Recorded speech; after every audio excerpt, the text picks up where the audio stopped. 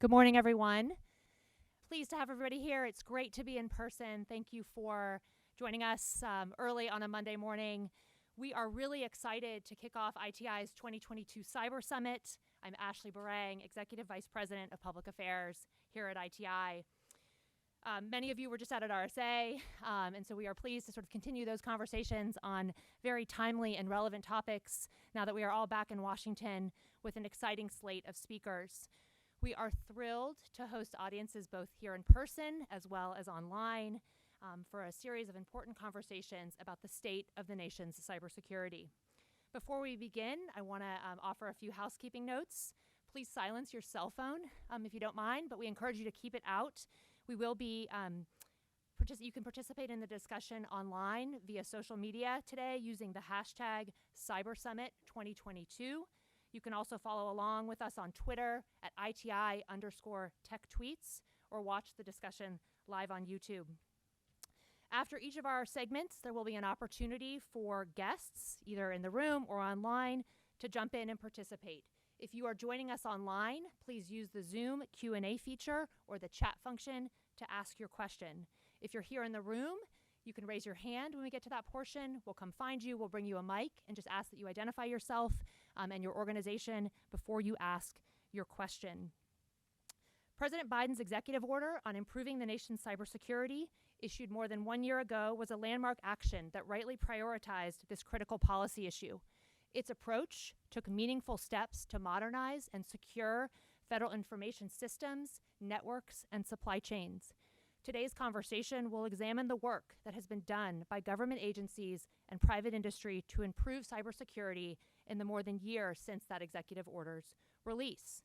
Our guests will offer a look ahead and outline what needs to be done to address important security objectives, both from government and private industry perspectives.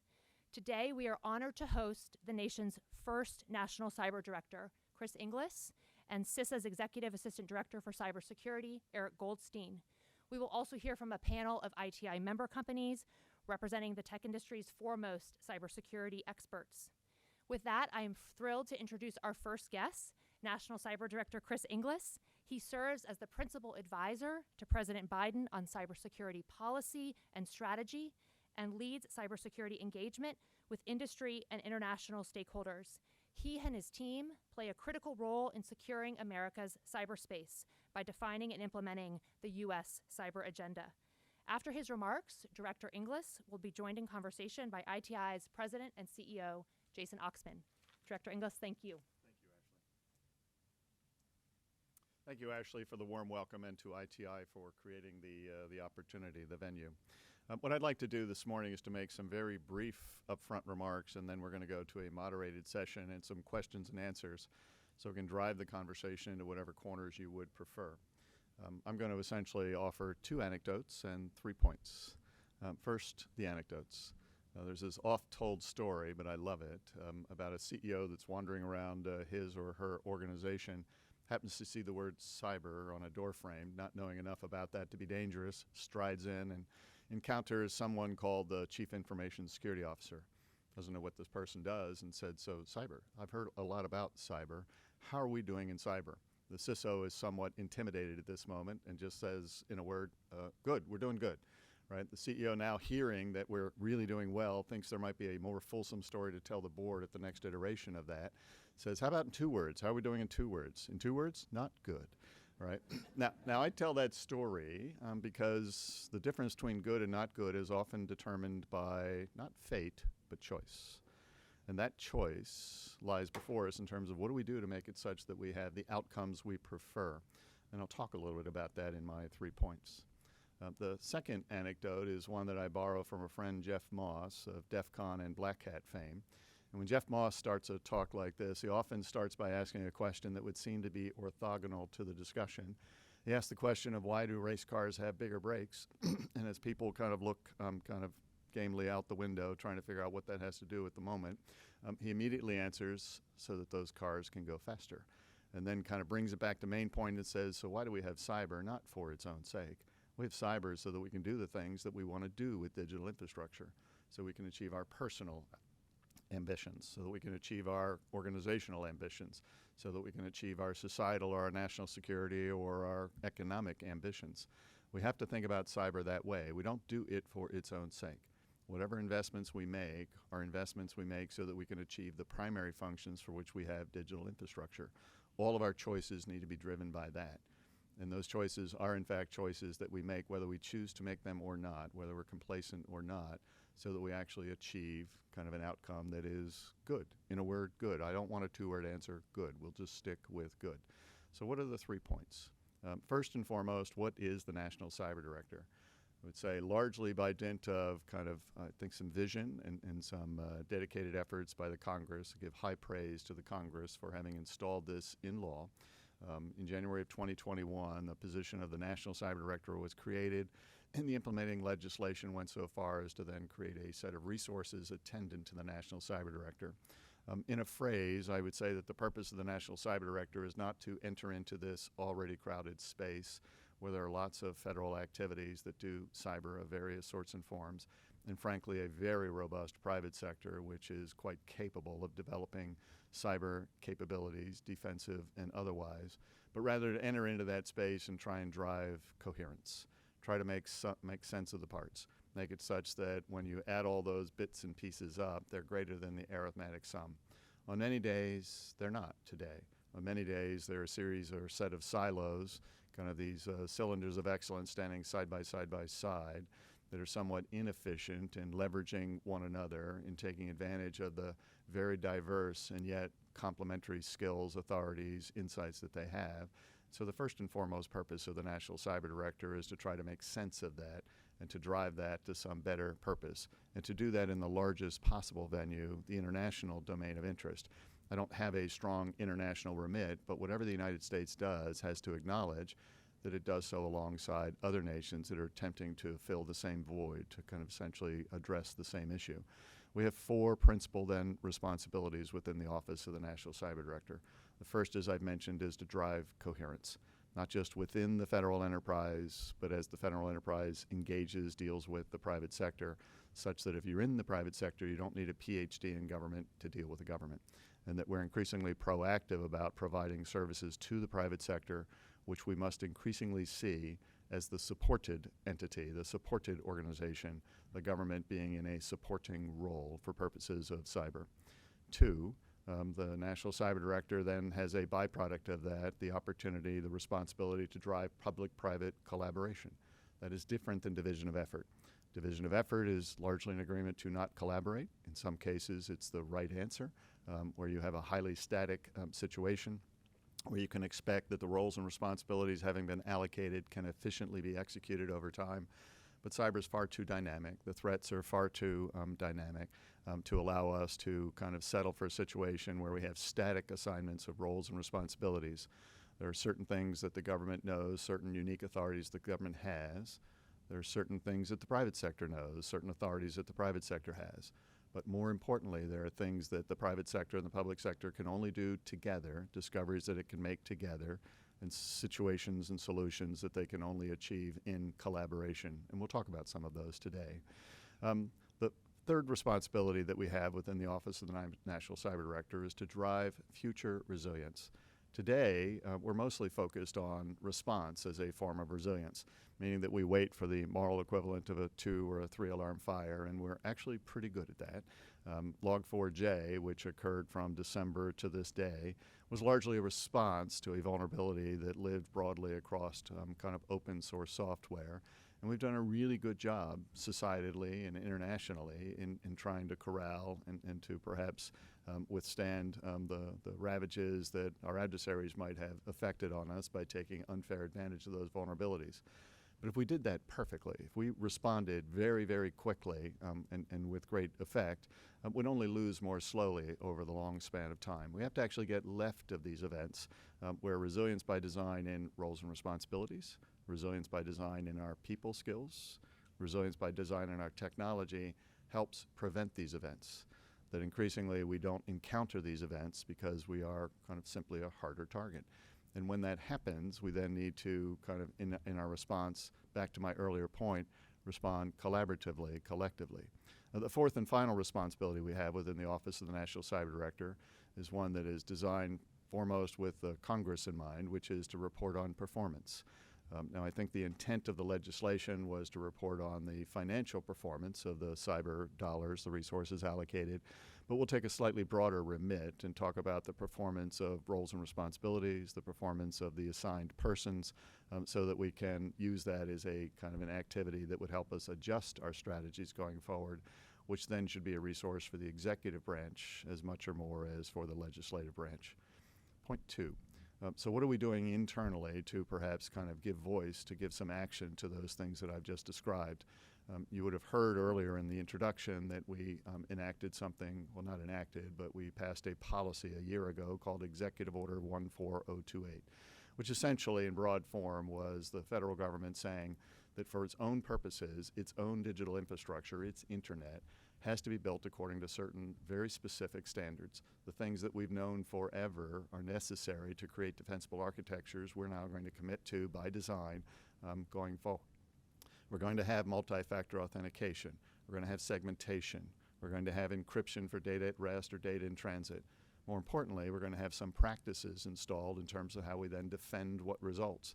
And we're going to drive, using our buying power, the supply chains that feed all of that, so that going forward we'll have more defensible architectures. That's phase one. Phase two then gives way to something called a zero trust architecture, which is an old term made new again. It's not a thing that we would propose to buy, but rather a strategy that would say Executive Order 14028 is merely the down payment. We have much more work to do to essentially build and defend architectures that we force to prove themselves to us on a daily basis. We want to know that they're performing as they should, that the resilience and robustness built in has been sustained over time. We're working hard, again, kind of in this major point about what we're doing inside, to create coherence of the roles and responsibilities within the federal government, to increasingly be proactive about engaging the private sector, that the sector risk management agencies, Department of Energy, Department of Treasury, Department of Defense, are increasingly proactive, but increasingly joined up and complementary to one another. That CISA, you'll hear more from Eric Goldstein about this later today, that CISA would essentially be the aggregator, the synthesizer that takes those various insights that we learn and again provides those not just for the government's vicarious benefit, but for the private sector's larger benefit. And to work complementarily with the FBI, which still has a responsibility to do threat response, to ensure at the same time we're doubling down on making our assets, our infrastructure resilient by design, that we're at the same time ensuring that we provide victim notification and assistance in the course of any event. But to do all of that in an increasingly complementary fashion so that, again, when you look back at government, you see us joined up and providing material assistance to you before, during, and after these events. Point three is what then are we doing externally? Externally, I think that we're trying to give voice, we're trying to live, right, this new way of doing business that I described earlier, which is to actually collaborate with the private sector. I'll give you two examples, but these are just examples, illustrative. The first is that created by law, right, this thing called the Joint Cyber Defense Collaborative, the same law that created my office, we now have the authority to combine private and public sector resources, not just government representatives of the private sector, but subject matter experts, to discover things together that we can then act on using our disparate, diverse authorities. Today, there are 25 agency or 25 different enterprise entities from the private sector that over at the Department of Homeland Security's Cyber Infrastructure and CISA, the Cybersecurity and Infrastructure Security Agency, on a daily basis are discovering things, again, with their private and public sector counterparts that neither one of those could have discovered alone, and then using that to drive the efforts of all of the actors on that floor, and then pushing it, more importantly, to the largest possible set of beneficiaries in the private sector, so that while there are 25 entities that are dealing with the government on that floor, there are any number of kind of private individuals, small businesses, other concerns that are benefiting from that outside of it. That all comes from collaboration as opposed to information pooling, information sharing, or the creation of some database that may or may not answer the questions you ask of it. This is really about actually driving to answers that we can only discover together. And then more broadly, right, we're using our sector risk management agencies to, again, engage each and every one of the discrete sectors that we have out there. Let me just point to a case in point where this has then begun to be quite useful. The Ukrainian crisis that we have experienced, where the Russians have kind of, in a way that defies, all of the civil rules of the world that we live in, have careened into the Ukraine and not simply kinetically have kind of tried to impose their will on the Ukrainians, but they've also done that using their cyber kind of resources. Microsoft published a useful report about a month ago where they talked about a number of attacks that the Russians have imposed upon the Ukrainians. Now, we've not yet seen attacks of that sort by the Russians on the broader West, either NATO or the United States, that is materially assisting the Ukraine in their own defense, though we have every expectation that that is possible. So preparing for that possibility, such that we don't then have to react to it from a cold start, we've used all of these vehicles that I've just described to essentially create not just the ability to share information before the event, but an ability to collaborate in the event so that if something happens, we can discover that together. We have, in fact, predicted the thunderstorm on the near horizon. I would call that strategic warning in cyberspace. What everyone wants to know, needs to know, in order to defend the digital infrastructure that we have is where's the lightning going to strike? What's going to happen when, at what time of the day, is somebody going to come through a door frame bearing what cyber signature? My suspicion is that as much as we want to know that from some kind of paternalistic source, we want to turn to someone who's going to give us the answer. That's something we're only going to discover together, which is why the JCDC and those sector risk management collaboration centers are so important, right? We can pool the resources necessary to take the various diverse perspectives that we have, some of which can see kind of a shard of information or a shred of information or kind of, perhaps act on a hunch about something that they've seen that is untoward in their architecture. But these events that would hold us at common risk are going to essentially occur across a common architecture. And we therefore have to have a collaborative approach to discover those in time to do something about those. So far, touch wood, I think that we're in a good place, but we're not out of the woods yet. And we probably never will be out of the woods with respect to threats in cyberspace that hold us at common risk. So going forward, resilience by design across our roles and responsibilities, our people, our technology, needs to be the investment we're prepared to make, and a collaborative approach to what then results as a defensible architecture that must be defended is the only way forward. I thank you for your time this morning and listening to my prepared remarks. I now look forward to the moderated discussion. Thank you.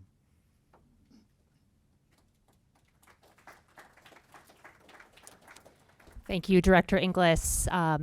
Director Inglis and ITI's President and CEO, Jason Oxman, are going to sit down to continue this conversation.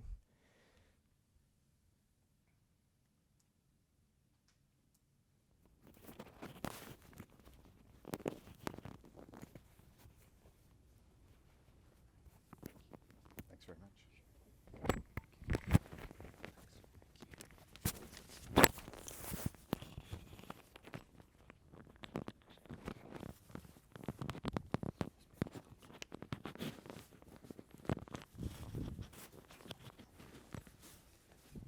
Well, welcome to ITI's new living room. Thank We're you. delighted to have you here. This is a very cozy setup, and I hope you appreciate. Feel free to lie down if you feel compelled to do so. And then you'll ask, how does that make you feel?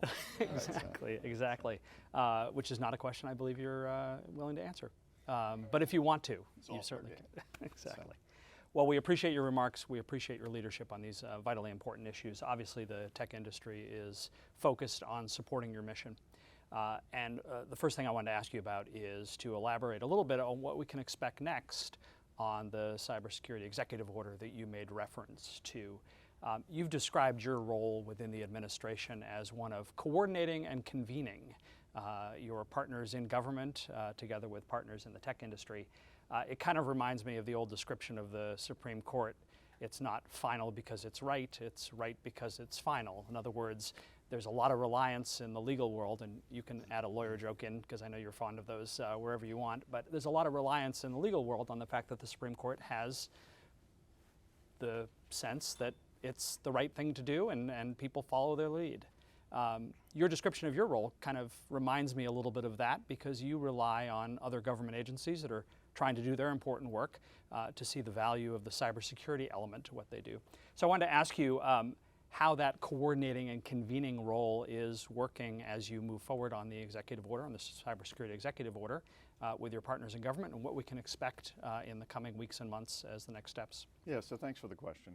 I would say that we're looking at the end of the day for a transformation. I don't think that's too big a word for the moment. I think that everything else that we have tried, as nobly intended as that has been, has not worked. We have fallen further and further behind over the years, and yet we have gotten better and better. And so in order for us to then change the nature of the game, I think that we have to crowdsource the adversaries the way that they've crowdsourced us. That's what I think lies before us. And that transformation is going to be built on the back of real work. Within the government, we've done Executive Order 14028. We'll do zero trust architecture. Outside, we're kind of pushing hard, and the government is standing up to its role to collaborate with the private sector in places like the Joint Cyber Defense Collaborative. But we've just enacted, as a nation, with huge thanks to the Congress and the executive branch for signing off on it, this Infrastructure Investment and Jobs Act, $1.2 or $3 trillion, $1.2 trillion, which is about to massively invest in all the physical infrastructure that we know. There is some money set aside specifically for cyber, but every one of those dollars needs to be cyber smart, because all that infrastructure is going to depend upon digital infrastructure in ways that in the past it never did, and yet it will. Right, in order to be optimally designed and perform kind of in the world that we live in, which is massively dependent upon digital infrastructure. So we need to make sure that we're spending all of those dollars with a forward vision about how do we actually build resilience and robustness in. Remember earlier I'd said this is a capital expenditure exercise, not an operational exercise. So that is a transformation in terms of spending money into the infrastructure that we can actually take advantage of and leverage to ensure that we get the cyber piece right as much or more as any other physical piece. And that reminds me actually of the op-ed that you wrote with Jen Easterly, I think just last week. And actually, I wrote this down because I liked the quote a lot. You talked about seizing the moment to make fundamental improvements in the cyber ecosystem, which I thought was a great message about what's to come, but it also seemed to me to be a little bit of a signal to your partners in government, maybe even in the Congress and the agencies, about the important work that still needs to be done. You referenced the infrastructure law that's in the process of being implemented and your desire to have that include cybersecurity as an element, and obviously Congress appropriated funding for cybersecurity as part of that, but there's still a message that needs to be delivered as part of the implementation. So I wanted to ask you about that op-ed, what gave rise to that, and in particular, are we correct in thinking of that as a signal to Congress that maybe more work needs to be done, additional legislation is necessary, for example, a signal to the agencies that as they're going through their rulemaking, that there's additional thought that needs to go into the cybersecurity elements? What else do you need as far as implementing legislation, further work from the agencies to accomplish the mission? Yes, I think the underpinning motivation for the op-ed that you reference is probably two things. One, there's a question that comes from the crowd that's actually running flat out at the moment with what's called the shields up strategy of, flat out, all on, all the time, trying to defend ourselves against a threat that might be kind of clear and present on the near horizon, whether that's from a nation state that might kind of exceed, right, the boundaries of the Ukraine and attack critical infrastructure of NATO and the United States, or whether that's just criminals that continue to stalk the land, or ransomware. All of that constitutes an enduring threat at a high level. And so there's a question from them of when can we stop, right? And unfortunately, or kind of honestly, the answer is we'll never not defend ourselves in cyberspace. The cost of entry for aggressors at this moment is still far too low for us to essentially assume ever that this is over, and therefore we have to kind of steady on, and not perhaps on a flat out basis, but on a thoughtful basis, continue forward defending ourselves. The second reason for that op-ed is that when I'm asked, as we all are on a frequent basis in any discipline of interest, what keeps you awake at night, I wish I could say what Jim Mattis does, which is nothing. I keep other people awake, but that's not, unfortunately, that's not the dream I'm living. So my answer is, it's not a particular threat actor, it's not a particular vulnerability.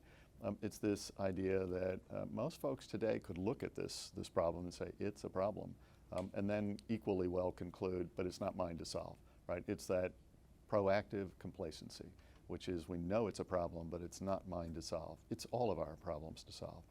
Each of us has some role to play in our own defense.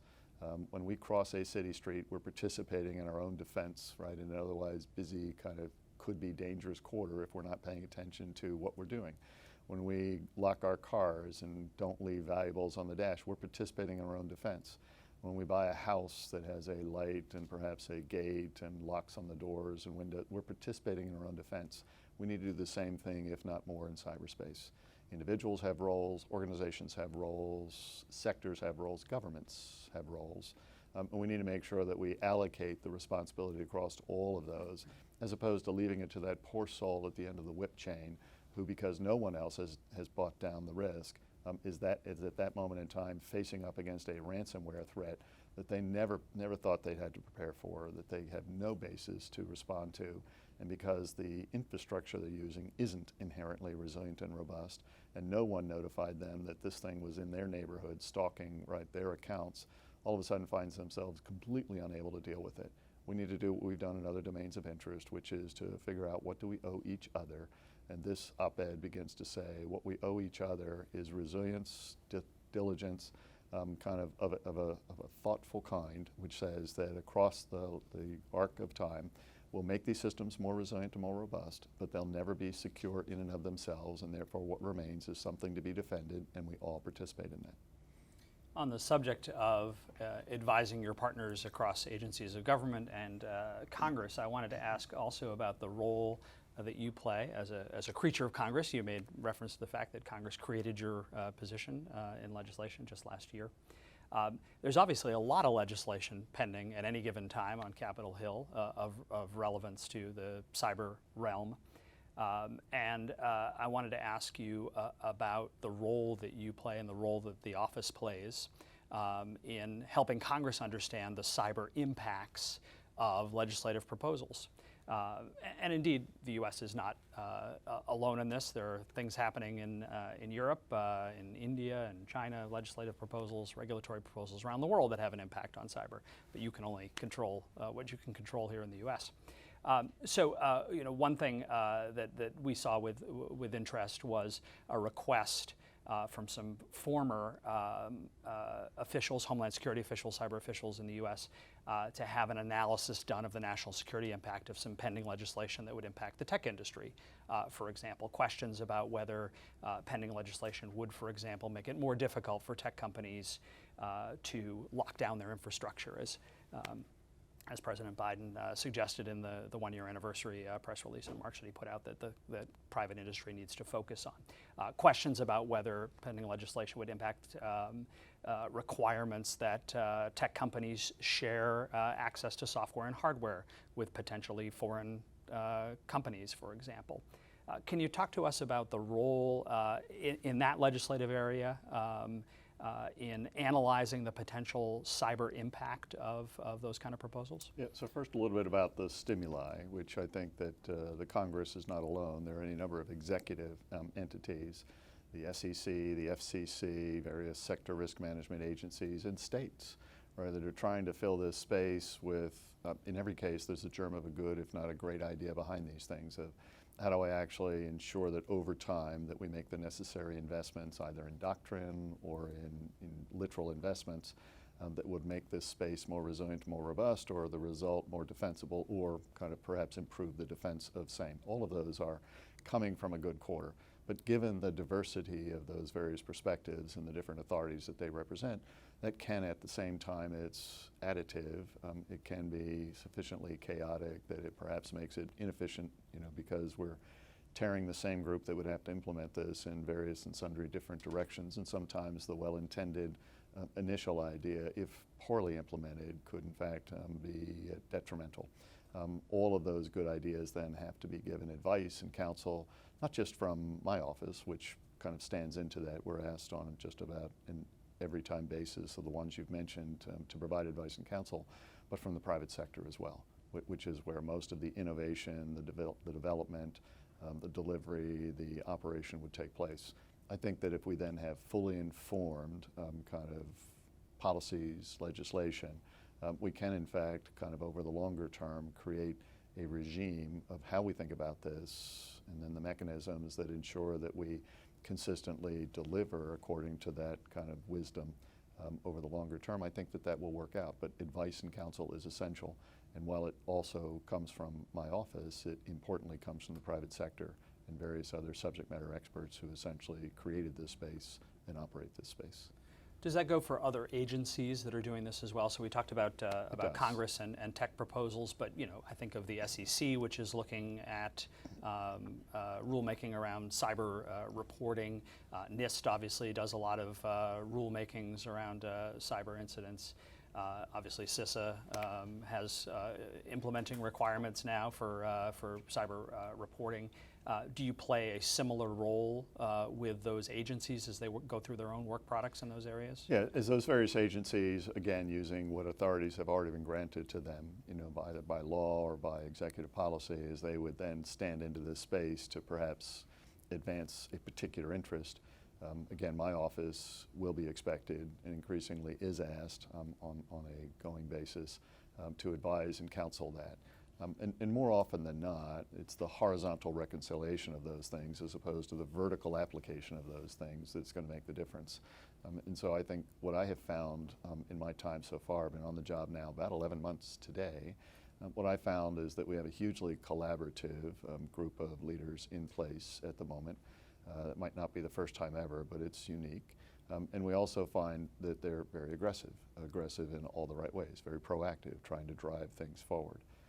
So whether that's Jen Easterly or Ann Neuberger or the names I think are well known to all of us, they're very aggressive and at the same time very collaborative. And I think we need both of those. We do need depth of expertise that comes from those diverse authorities, those discrete capabilities, but we need to do that such that the horizontal is as visible and useful, it's coherent, as is any one of the verticals. Let's talk about your interaction with the private sector. You made reference to the important role that the private sector plays in locking down infrastructure. You mentioned that CISA is working directly with 25 of the largest tech companies, but obviously the tech ecosystem, including the ITI membership, is much broader than just those large companies. You have a small but mighty staff that couldn't possibly interface directly with the entire universe of companies that have a role to play in cybersecurity and the ecosystem. How have you organized things over your 11 months to facilitate the most efficient interaction with the private sector, and how are we doing in the private sector in being a useful partner to the work that you're doing? Yeah, so first some context on size. So we're within the executive office of the president. We're currently about 40 people big. We'll probably by the end of this calendar year be on the order of 90 to 95 and possibly another 5 to 10 beyond that in terms of the ultimate size. For a cyber operations organization, which we are not, that's hugely small. For a cyber strategy and kind of policy organization, which essentially that's the role we play, is to how do we harmonize, we're huge, right? Meaning that we can essentially have the contacts from my office to the various parties who have the deep and sharp expertise, often across the federal enterprise, of course with the legislature, but increasingly finding those consolidators within the private sector whose influence we must take and whose influence we seek on a regular basis. I'm here today largely for that reason. I came here not so much to offer some remarks, but to hear some perspectives, which I have done both in the pre-session and in this session. I think that that's really important, that we take the consultation, not just about the questions the government might ask, but about the questions the private sector thinks we should ask, and therefore come together to try to figure out how to answer those more useful questions together. The last thing I wanted to ask you about before we go to your questions from the audience that have been coming in is about the Russia-Ukraine work that you have and will continue to do. You've highlighted in your public remarks that as a great example of the work that the government and the private sector have done together to identify and prepare for the gathering storm. What are the most important takeaways from the next time that something like this comes up? Hopefully it won't, but we always have to be prepared on the work that you've been doing together with the private sector in addressing that. Several. I think first and foremost, I argue, as do a number of others, that we can't just treat everything as a pickup game, as a operational exercise of we'll respond well when the moment comes. And I think when you look at the Ukrainian situation, the Ukrainians themselves actually prepared reasonably well for their cyber defense. The capacity building that any number of nations assisted them with, their experience from 2014 to 2022 at bolstering their cybersecurity has shown itself kind of in the bargain to have generated a reasonably good and robust cyber defense. No one's perfect, but I think that they've more than held their own against a cyber onslaught from the Russians. And so the pre-work, has shown itself to be of merit too. A private-public collaboration is clearly playing out, So the Russians find themselves, as they try to overwhelm the kind of cyber architectures of the Ukraine, having to beat not just the Ukrainians, but those who would support the Ukrainians, not least of which the private sector. There are any number of companies who've stood up and said that they have detected one Russian threat or another, whether it's a wiper virus, and having diagnosed that on behalf of their customers using their lawful authorities, essentially accounting for their responsibilities as a service provider, have stood in to essentially patch that on the fly so that the Russians find themselves having to beat more of us, if not all of us, to beat the one of us that they're after, the Ukrainians.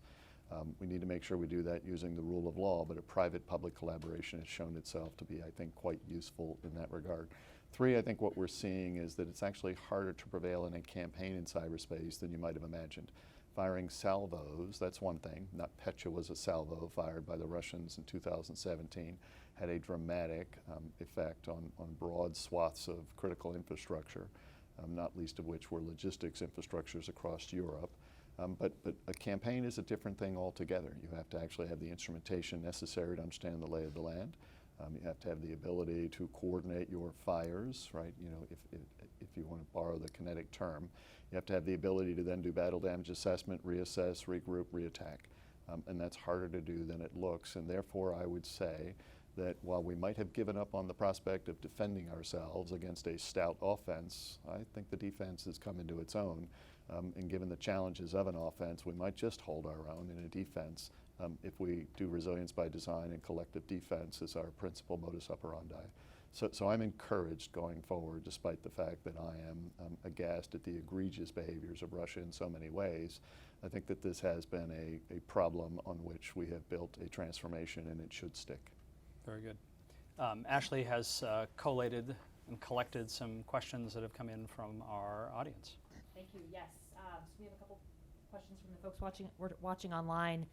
The first is, what should the administration's approach be to securing commercial information technology, given its prominence as a threat vector?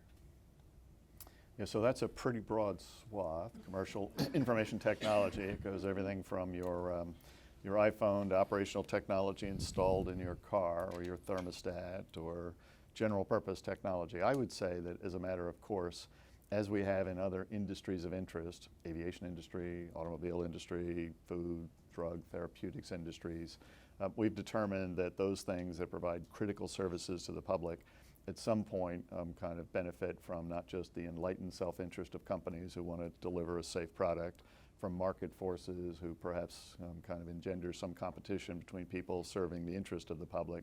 But at some point in every one of those, we have specified the remaining features which are not discretionary. Air safety bags, seat belts are in cars largely because they are specified as mandatory components of those automobiles. When you buy a car today, you don't have to independently negotiate for an air safety bag or a seat belt or anti-lock brakes. It comes built in. We're going to do the same thing, I'm sure, in commercial infrastructure that has a security critical, a life critical responsibility to play. Now, it's so ubiquitous and it's so broadly spread, it's going to be harder to figure out in that case what are the critical bits and pieces, but I think that we're working our way through that at the moment, and you can see that actually kind of then in the form of the various legislative and policy kind of recommendations that are coming at us. Most of those at the moment, in the very moment, are kind of put out as proposed rules, looking for the advice and counsel of the various kind of members of the private sector that would help us understand what is truly critical, what would make the difference, where are those places where perhaps criticality kind of converges so that we can get it right. But I think that we're going to find that there are some non-discretionary components. We will, at the end of the day, do like we have done in other industries of consequence and specify in the minimalist way that is required those things that must be done. Makes good sense. Are there any questions in the room? Just want to turn to everybody. Hi. Go ahead. Okay. I'm Sean Lingus with CNN. Hi, Chris. Hi, Sean. Thanks for being here. I wanted to ask you about last week's advisory that CISA FBI put out on alleged Chinese. Sure. A Chinese hacking campaign targeting telecoms and then further down into networks. I don't know to the degree to which you're tracking that one granularly. Do you know if that was a PLA affiliated actor or an MSS affiliated actor? Is the first question. There's 3 parts, really quick. First part, easy, no. No. All right, no. Were there U.S. telecom operators targeted in that activity? I assume they were because of, FBI says as remit. Sounds like a yes. And the third question is, you understandably are, focused to quite a great degree on Russian activity right now, given the geopolitics. But we've seen successive, over the last several months, every now and then we get these CISA advisories about Chinese operatives, and just wondering if the administration is due for a more detailed report on some of that activity, given that it seems more low and slow intelligence collection, data gathering based on, both unknown and known vulnerabilities. So there's a lot to hone in on there in terms of long-term Chinese activity vis-a-vis the short-term and the Russian threat. Thanks. Yeah, so you've kind of focused this on whether it's Russia or China or some combination of the two. I would be broader still to say that the cost of entry in this space is still far too low for us to just concentrate on those that have nation-state capability. So there are ransomware actors, there are criminals, there's just complacency on the part of an ordinary user that can lead to some deleterious results, right, in the delivery, the sustainment of critical services. So we have to more broadly focus on how do we get the architectures, and that's not just technology, that's roles and responsibilities and the technical architect. How do we make them resilient and robust so that they're just harder to take advantage of? They're resilient by design. How do we then be on the front balls of our feet in terms of a collective, collaborative, proactive defense to understand how they're actually being employed so that we can catch these things at the earliest possible moment? And then in that third phase, how do we then deal with the specific threats that remain a hazard to us, some of which will be nation states, some of which will be criminal in their orientation. But I think you've got to do those first 2 parts before you can then focus and concentrate on the threats themselves. Right? It needs to be threat informed, but at the end of the day, the threats aren't the only game in town. We can make ourselves a harder target, and at that point, if we make ourselves a sufficiently harder target, a lot of these threats will simply, I wouldn't say dissipate, but they will not succeed and therefore not be of a great consequence to us. Your team tells me you do between 6 and 10 of these kind of engagements every day to get the message out about the importance of cybersecurity. And as we wrap up and let you get on to number 2 or 3 of the day, I want to thank you for your generous granting of time to us. I want to reiterate our commitment on behalf of ITI and the tech sector to continue to support your important work.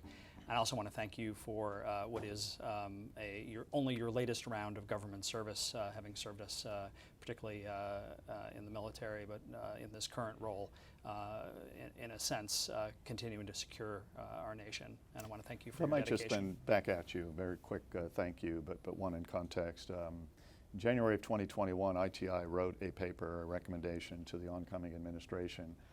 While the law that had created my position was only at that point probably 6 days old, you actually referenced the Office of the National Cyber Director, provided some good recommendations about how to consider framing the initial focus of the National Cyber Director. I've taken that advice aboard, not absolutely, but in general terms, and I found that paper to be quite helpful. And to the extent that you take a very diverse, necessarily, and featureful diverse community and register that through the lens of reports like that as influence, advice, counsel to the administration, we will continue to listen. We won't be able to take advantage of every advice and counsel recommendation that you make, but we will listen and take influence from all of them. So thank you for that. Well, thank you. And please join me in thanking Director Chris Inglis for his time today. Thanks very much. Thank you. Appreciate it very much. Thank you.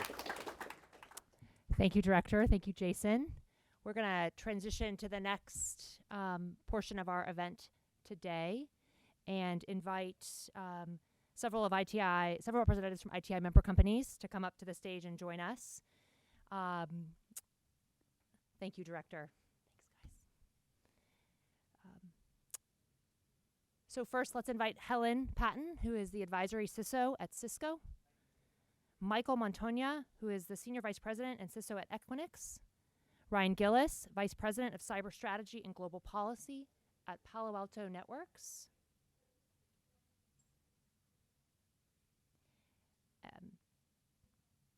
Deborah Gill, who is Vice President of Strategy, Security, and Resiliency Operations at Dell Technologies. And finally, Niall Brennan, who just got off a plane. Thanks for being here, Niall, who is Vice President, Security Liaison Officer, and Global Head of Strategic Security Partnerships at SAP. They are going to be joined in conversation with ITI's Courtney Lang. Courtney is our Senior Director of Policy for Trust, Data, and Technology. And while everybody's getting mic'd up, just want to remind folks who are in the room and those of you joining us online, we are wanting to take your questions and involve you in the discussion. So please be sure to put your questions in the Zoom chat if you're joining us online. And as soon as Courtney finishes her moderated questions, we will open it up to the audience for questions from people in the room. So with that, Courtney, I will turn it over to you. Yep. Thanks. Thanks.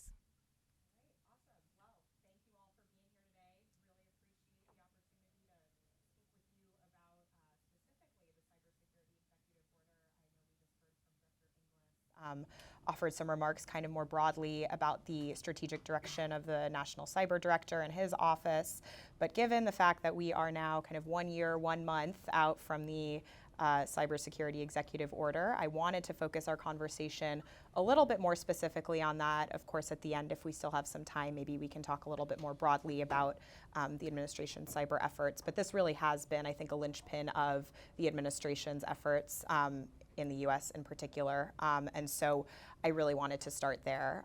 Of course, we've seen many deadlines pass. We're kind of still awaiting now contract language to come out of the FAR Council. So we haven't yet seen kind of what sorts of things might be incorporated into contracting language. But I think now is kind of a time to reflect on what has gone on over the past year and really want to hear your perspectives because as Director Inglis mentioned, public-private collaboration is going to be incredibly important moving forward. And so figuring out kind of what the private sector's assessment is of both the successes of the executive order, but also, where some of the remaining challenges might still be, I think would be helpful to kind of inform the way in which the administration proceeds moving forward. So with that, I'd really like to start with just a broad question for all of you, and we can kind of start from, I guess, my left and go down the line. And of course, recognizing not everybody has to answer every question, but I think this one is a helpful kind of framing question. Just what is your assessment of the cyber executive order thus far? How are you seeing the successes? And kind of where do things stand from your perspective? And Niall, I'll start with you. Well, thank you. That's a great question, and I think it has to be answered in two parts. I certainly give the administration high marks in terms of meeting a lot of its benchmarks. I mean, EOs can be very funny things in the sense that some of them can be written very ambiguously, some of them can be written very specifically. This one in particular, I think, was well done in terms of it lays out a very broad roadmap and a very ambitious one at the same time of where the administration would like to go with respect to the cybersecurity posture of the United States, as well as, obviously the private sector that supports it. Again, high marks on the benchmarking side. I mean, I think if you look at some of the work that CISA and NIST have been doing over the last couple of months in sort of meeting the objectives of the roadmap, they're doing very well. I think it's still a little bit too early, though, to evaluate essentially the roadmap itself. That's going to be driven by results in the end. We're going to, ultimately need to evaluate whether this is the right roadmap for the future. And of course, the other big piece of all that is going to be the evolving threat environment as well as the evolving technologies that are out there to sort of deal with that threat environment. So again, I think too early to evaluate sort of the overall success of the EO, but again, I do give the administration tremendous credit and the executive branch agencies that are spearheading a lot of the efforts in meeting their benchmarks and meeting their obligations and taking it seriously. Thanks, Deborah. Thank you. Pleasure to be here with you today. I think from our perspective, the effort and approach that was put forward for the EO has been very successful, right? Utilizing the government's purchasing power, very effective tool, doing that based on accepted industry best practices that have been developed over time with subject matter expertise and have already been implemented or begun to be implemented in companies that already have programs that have been leaning forward. Absolutely the right approach. We don't have to stop what we're doing when we're going in the right direction and pivot and go somewhere else, right? So the executive order is allowing people who have already been implementing to perhaps put their foot on the gas, bringing others into these accepted industry best practices, and then really utilizing, as Mr. Inglis alluded to, government's purchasing power has a long reach, right? And it cascades down beyond just from the companies that purchase from the government. I think from our perspective, as we look at where we go forward, there are some details, some deadlines, some things that we're hoping to get soon. And when we get that information, I think that we'll be even clearer on how successful implementation of the EO is. Thanks very much. I think if we look at the origins of this executive order, it was born out of the operational lessons we saw within SolarWinds, right? So the Russians were incredibly successful in having persistent access to 9 U.S. government agencies for up to 9 months, and why was that? So Section 3 deals with strengthening federal network security, and that includes, for example, a requirement for zero trust implementation, which just glaringly was not there. The first steps in that was identifying what is zero trust that is not just a marketing arms race amongst vendors and competitors, but how is it a configuration, a process, an approach to truly not trusting anything that is in your environment. I think we've seen some progress in the federal strategy now for zero trust, and now what we're seeing, and Director Inglis has talked about, really maturing the implementation of that, assessing on an agency and department level how successful they are and how are they, where are the gaps on an agency by agency level. Section 7 talks about implementation of EDR, endpoint detection and response, because not having behavioral analytics at the endpoints of the SolarWinds servers in the US government was a reason that we weren't able to prevent many of those intrusions from happening at that level. And we saw in certain instances where that was deployed in other arenas, it was successful in stopping the Russians from deploying that second stage attack.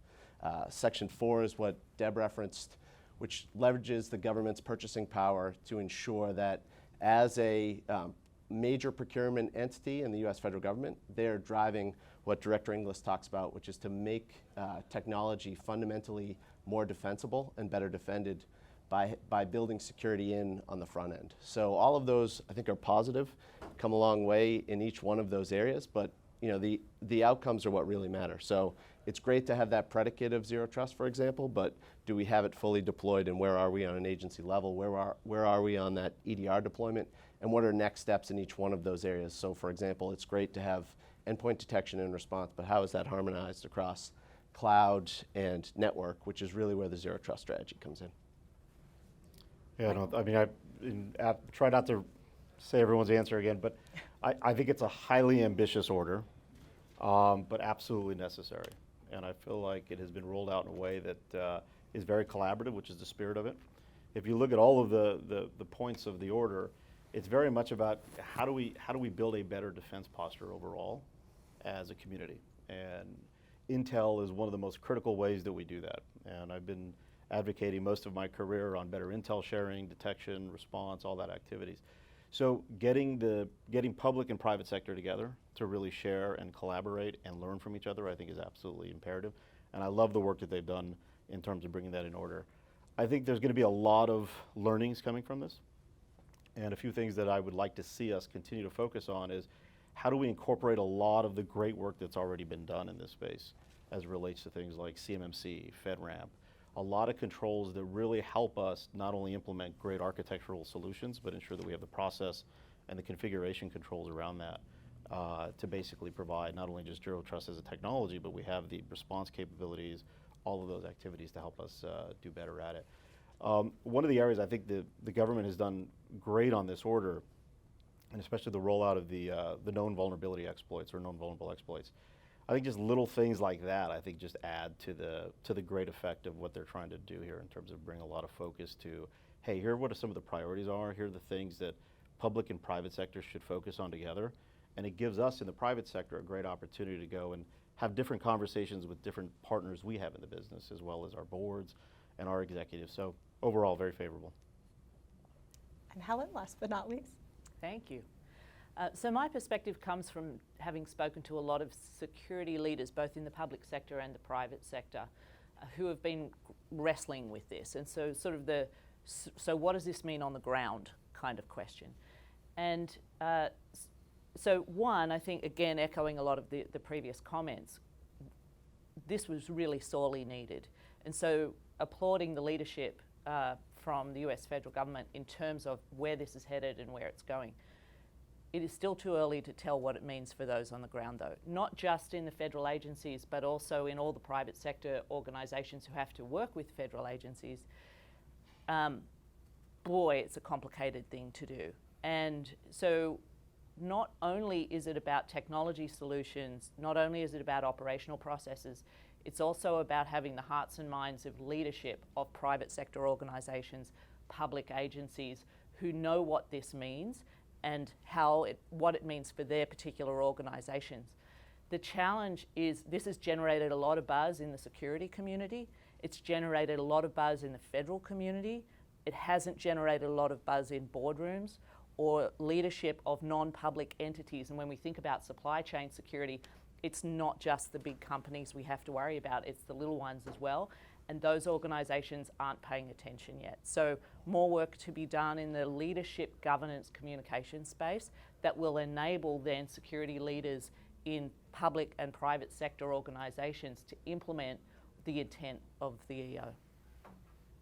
Great. Well, thank you all for kind of sharing some initial perspectives. Sounds like kind of a general degree of consensus around this being a much needed executive order, but that, of course, being only a year out, a lot remains to be done. And I think, of course, Director Inglis mentioned that as well.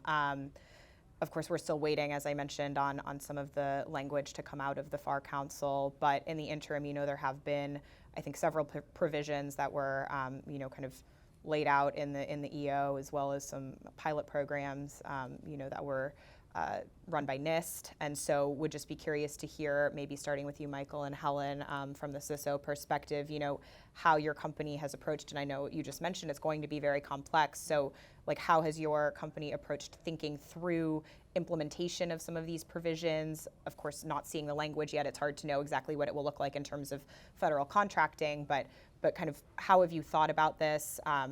Have you seen any specific challenges arise so far beyond kind of the general kind of lack of communications and awareness of boardrooms, et cetera, and alternatively any kind of success areas and whether there are any lessons that you've learned so far?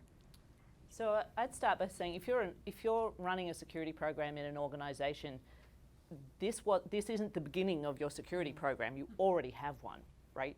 So the first step has to be an evaluation of where are you now and what does this require of you that is different and where are your gaps, right? So from a Cisco perspective, we are helping our customers make those evaluations. But the challenge then becomes what is most important to you if you're taking a risk-based approach to running security in your organization. There is a lot packed into this EO. So do you pay attention to zero trust architectures, MFAs, EDRs and so forth?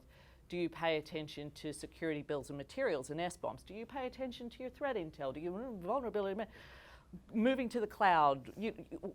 What, right? So, and as you're thinking about how do you do those priorities, you've also got to be paying attention to what the priorities of the federal government are, because they are not prioritizing everything in the EO equally either. So you've got to sort of pick which horse you want to back, and that is really difficult. That is difficult for any company to do. So again, waiting and seeing how this really plays out in the end. Because if everyone doesn't participate in SBOMs, or if everyone doesn't participate in vulnerability management, there will be gaps in our public-private defense structure. So we'll have to see. Yeah. It's great advice. You have to prioritize, absolutely, right? You know, as an operator, most companies have been embracing a zero trust strategy for some time now, right? It's a principle based on defense in depth. You know, how do you bring machine learning? How do you bring a lot more automation? And how do you really build this principle of least privilege in your environment? So a lot of us have been working on that, and it's great to see that the government is prioritizing that and really making industry have a greater dialogue on a key component of that, which is how do we share intel? Because our automation is only going to be as good as the information that we get into that automation. So that intel sharing is absolutely critical. And one of the things that we've struggled with in working with the government, we're a pretty large infrastructure provider, some would argue the largest interconnection fabric on the planet. And we have not only a lot of great intelligence to contribute, but we also have a great way to amplify a lot of great intelligence as well. So getting more access to things like declassified information and getting declassified information moving faster. I understand, you know, you don't want to get that out too fast, because then you don't want to put that into the power of the bad people too quick. But nevertheless, a way to, we had this conversation earlier, a way to get more information to us in a more effective way, I think is an aspiration of this. And I think it's something that we'd love to see and contribute more to. And we would love to play more of a part in that. We've asked, and we're working on some ideas on how we can do that more effectively. The last thing I would say is that back to the boardroom piece, and I do agree that I think this executive order has a great ability to have a greater board level discussion. And I also sit on a public board, and we've actually evaluated this order pretty deeply. And there are things that I think it's going to force a conversation that I think is so important at the board level, just like we did with climate change and some other things. You know, how do we compensate executives on cybersecurity? How are we thinking through ensuring that there is a security presence at a board level, really bringing a top-down view of the prioritization? You think about SOX and what we do from financial audit perspective, et cetera. We need something similar at the board level. And you know, how do we measure in a very ubiquitous way cybersecurity and the maturity and the posture? The director was talking earlier that we have to change security from this OpEx view more to a CapEx view, build it into resiliency. And I think it starts at that level. So, I mean, I find as an operator, the order overall has been very good to have a lot of different conversations. It has validated the strategy that we have been on, and it's given us a lot of great ability to justify accelerating that strategy, which has been incredible.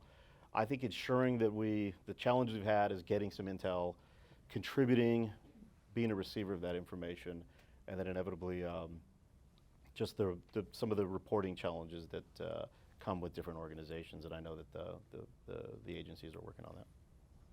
Great. Do any of the other panelists want to weigh in on that question around kind of how your company has thought through some of the provisions within the EO? If not, no. Well, I mean, I would just quickly say, I mean, one of the great things about this EO is that it really does try to encapsulate a lot of the best practices that are out there. So, you know, many of our organizations have been doing a lot of the things that are in the orbit of the EO already, you know, prior to the EO being issued. So really the challenge at the moment is to harmonize what our efforts have been up to this point with sort of what the EO ultimately, you know, when the rules come out and so on, how to reconcile that to ensure that there's uniformity across the board. I think both of your points about corporate boards are interesting as well, because I do kind of think we're at an inflection point there as well. You know, I think boards are starting to get it. Again, that's a maturity process as well.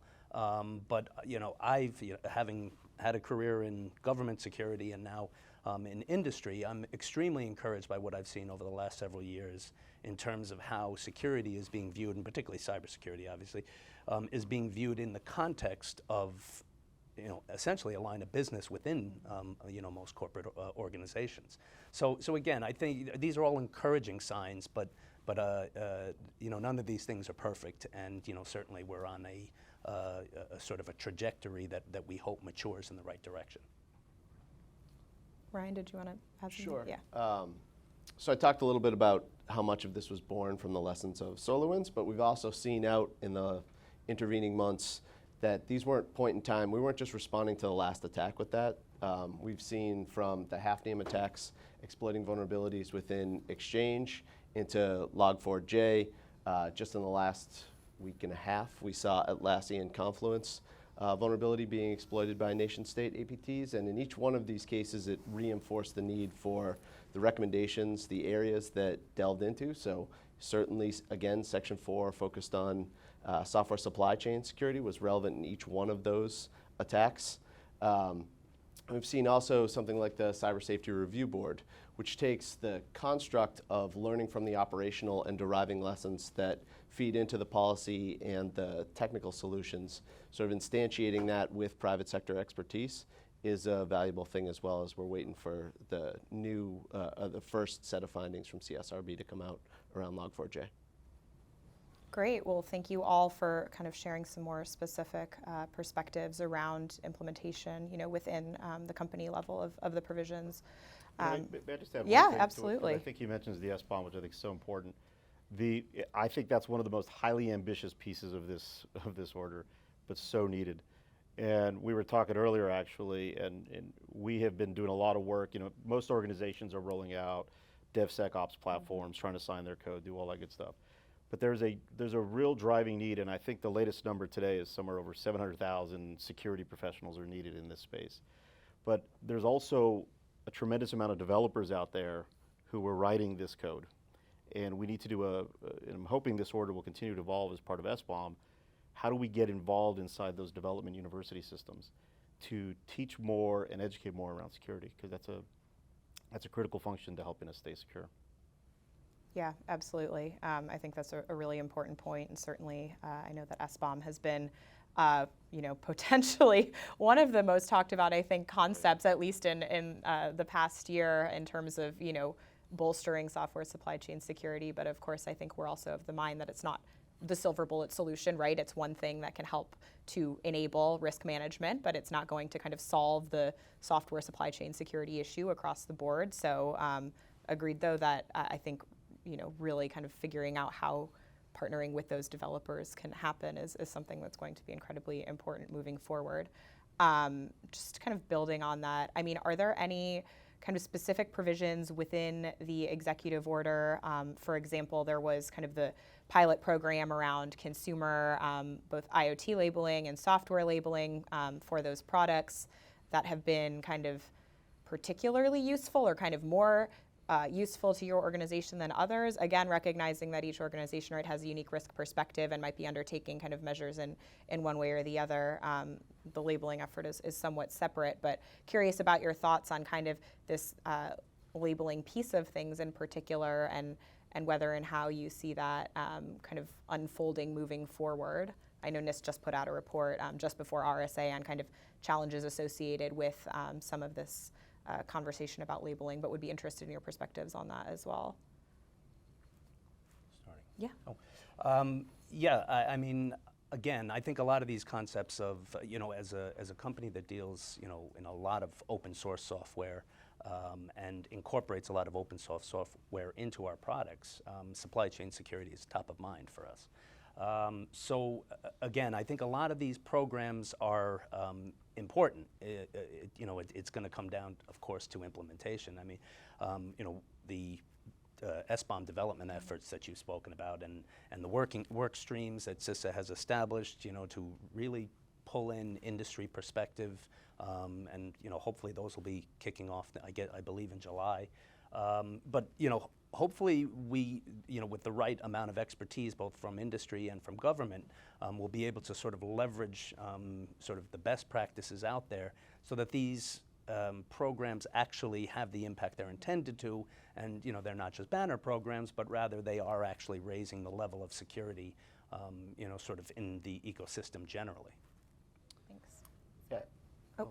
I mean, I think the SBOM requirements and program hugely valuable. The point that was just made, the devil's in the details, right? And so things you have to work through. How specifically are we delivering this information? Will our customers be able to receive it in the same way that we've decided to deliver it? And all of that is the work that has to be done to make sure that it's actually impactful. I think knowing what is in your products, knowing what are in the software that you're buying, hugely important, great great step forward. We just have some more, I think the community has some work to do to actually make it implementable. Yeah, and you mentioned NIST. I do think that's a critical component to getting from the theoretical and getting the words off of paper into how it works for operators. And so you've seen, for example, with the Zero Trust Lab, there's 20 plus vendors in there, going from theoretically this is how you need to do it into this is how these tools work together. One doesn't solve all of your problems, but taken holistically, configured in a certain way, that's how you actualize that. And so NIST as an operational demonstrator that you can then hand to the operators and say, compare this against what you're doing. And in a lot of cases, the start to Zero Trust is just optimizing what you already have in your environment, which a lot of folks are not doing as of yet. Got it. And I guess just to kind of shift the conversation to one that's more forward-looking, we've talked a lot about kind of things that we've seen in the executive order, successes, challenges that remain, some of the things that are going to be important to continue to focus on moving forward. Would just be interested to hear your thoughts on what the administration should do going forward with regard to the executive order. How can they best continue to implement and build upon the executive order in a way that actually serves to improve cybersecurity? I can start with anybody. I'll start on that one. I think the intent of the executive order is to change the culture of how federal agencies do and think about security. And at the same time, there were lots of deadlines that were put into the executive order for different deliverables. The challenge with putting deadlines is it gives people a thought that once they've met the deadline, their job is done, right? So I think the opportunity going forward is to really be able to think more holistically about what does this mean going forward. And it's not just about getting all of our stuff in the cloud. It is about thinking and changing the way we think, changing the way we govern, changing the way we prioritize resources. And don't get me started about resource allocation for cybersecurity. It ain't where it needs to be yet. So over time, there has to be an effort to elevate the role of cybersecurity in the federal government and all the private sector groups that support the federal government. I'd also like to suggest we need to have a great partnership with our international partners, because IoT devices and software that's used in the US is also used overseas, sometimes originates from overseas, and companies that work in multiple regions are dying under regulatory oversight. So we need better, not just within the federal US government, but international relations related to cyber is a really important next step. So I'll jump in specifically on the EO. I think that we've called out that there's some information we need, right? You called out the negative side of deadlines. The positive side is if you meet a deadline, we get the information we need in order to implement, right? So there's some details that we need. We're looking forward to the regulations. Specifically, NIST had recommended that the executive order be implemented in a phased, risk-based approach. Very supportive of that, really hoping that that is maintained in the regulations. And then lastly, as you look at how individual federal agencies have the ability to have some nuance in terms of how they're implementing, we're just asking for as much consistency across the federal government as possible. If you look at each agency doing it a little differently, then you look at how that cascades to the industry that supports that agency, and we end up in a world of multiple regimes, lots of money going towards compliance lawyers as opposed to security. So those would be sort of the three areas that we'd ask for focus from the administration going forward. Yeah, and I'd say if you look at the intention of this particular executive order, it was to strengthen federal cybersecurity, right? And so first and foremost, as we've talked about, they need to continue to ensure that this gets implemented for the discrete tasks that are focused there. And then how does that complement a lot of the other work? So the stand-up of the JCDC, which has a different intention, though it certainly serves the enhancement of federal cybersecurity. How do you look towards the implementation of the incident reporting laws that were recently passed? And to the international point, how do you harmonize that not only across, Director Inglis talked about the SEC and independent regulatory authorities that aren't subject to direction purely from the executive branch, but as well as international companion laws that are happening in Australia, Singapore, NIS 2.0, and the European Union. So Those areas, how do we ensure that we're implementing and executing on what was in the EO, and how does that complement the vast array of other work that's occurring as well? Yeah, I don't really have any sort of original points to add other than to kind of second pretty much everything that's being said up here. It's really about due diligence on this EO. You know, again, that mentality of, okay, once we meet the deadline, we're kind of done here, that we have to make sure that that is not part of the efforts going forward. But rather, you know, number one, I would expect that this EO should be sort of updated, you know, as circumstances require. But certainly, it really is about ensuring that even the things that are established in the original EO are seen through, not only to deadline deliverable, but implementation and maturity. So, you know, things like JCDC, I'd like to see that expand. I mean, that has the potential, if done right, to, you know, be a really effective forum for government and industry to cooperate on these issues. But, you know, its present composition, which of course, you know, it's only in business less than a year, you know, it needs to be expanded to include and be an excellent forum, by the way, for that international discussion. You know, bring in foreign companies and, you know, create platforms where we're normalizing standards across, you know, across the globe and across industry and across governments. Yeah, but all of these points are incredibly valid. So I would just say that I love the point around the more compliance refocus we have to do, the harder it comes for us to implement. So the government has built some incredible programs around CMMC that they are driving out. FedRAMP, again, I think I mentioned this earlier, but not recreating those for the sake of recreating, but how do we leverage that, leverage all the work that a lot of us are doing in order to become compliant and get certified appropriately. I think that's got to be a major priority by the organization, certainly by this order. The other thing I would just add is that as they think through zero trust, and get back to the spirit of protecting the federal agencies, as part of our zero trust strategy, and we work with many of the companies on this panel here, you know, we work a lot to keep a lot off the public internet, and actually we use private interconnection to do that. So just thinking through what are ways to keep data exposed from getting to the internet in the first place, like things through interconnection and different ways to approach zero trust architectures. I think that's something that the administration should be looking at. Great, thank you. I'm not sure how much time we have left, but I can ask, you know, another question, and then hopefully from there we can move into some audience Q&A as well. So thank you for kind of sharing how the administration should be thinking about some of these things related to the executive order moving forward. I'd like to just ask a question a little bit more broadly about kind of areas in which, beyond the executive order, the government should be prioritizing, right? That was focused on, as Ryan pointed out and others mentioned, you know, focused on securing federal networks. But of course there is, and I think Director Inglis was asked a question about kind of the broader commercial ICT landscape and what role the government should play in ensuring the security there. So of course there are other efforts that the government may undertake or has, you know, undertaken in the form of interim final rules, et cetera, aimed at securing the ICT, supply chain, et cetera.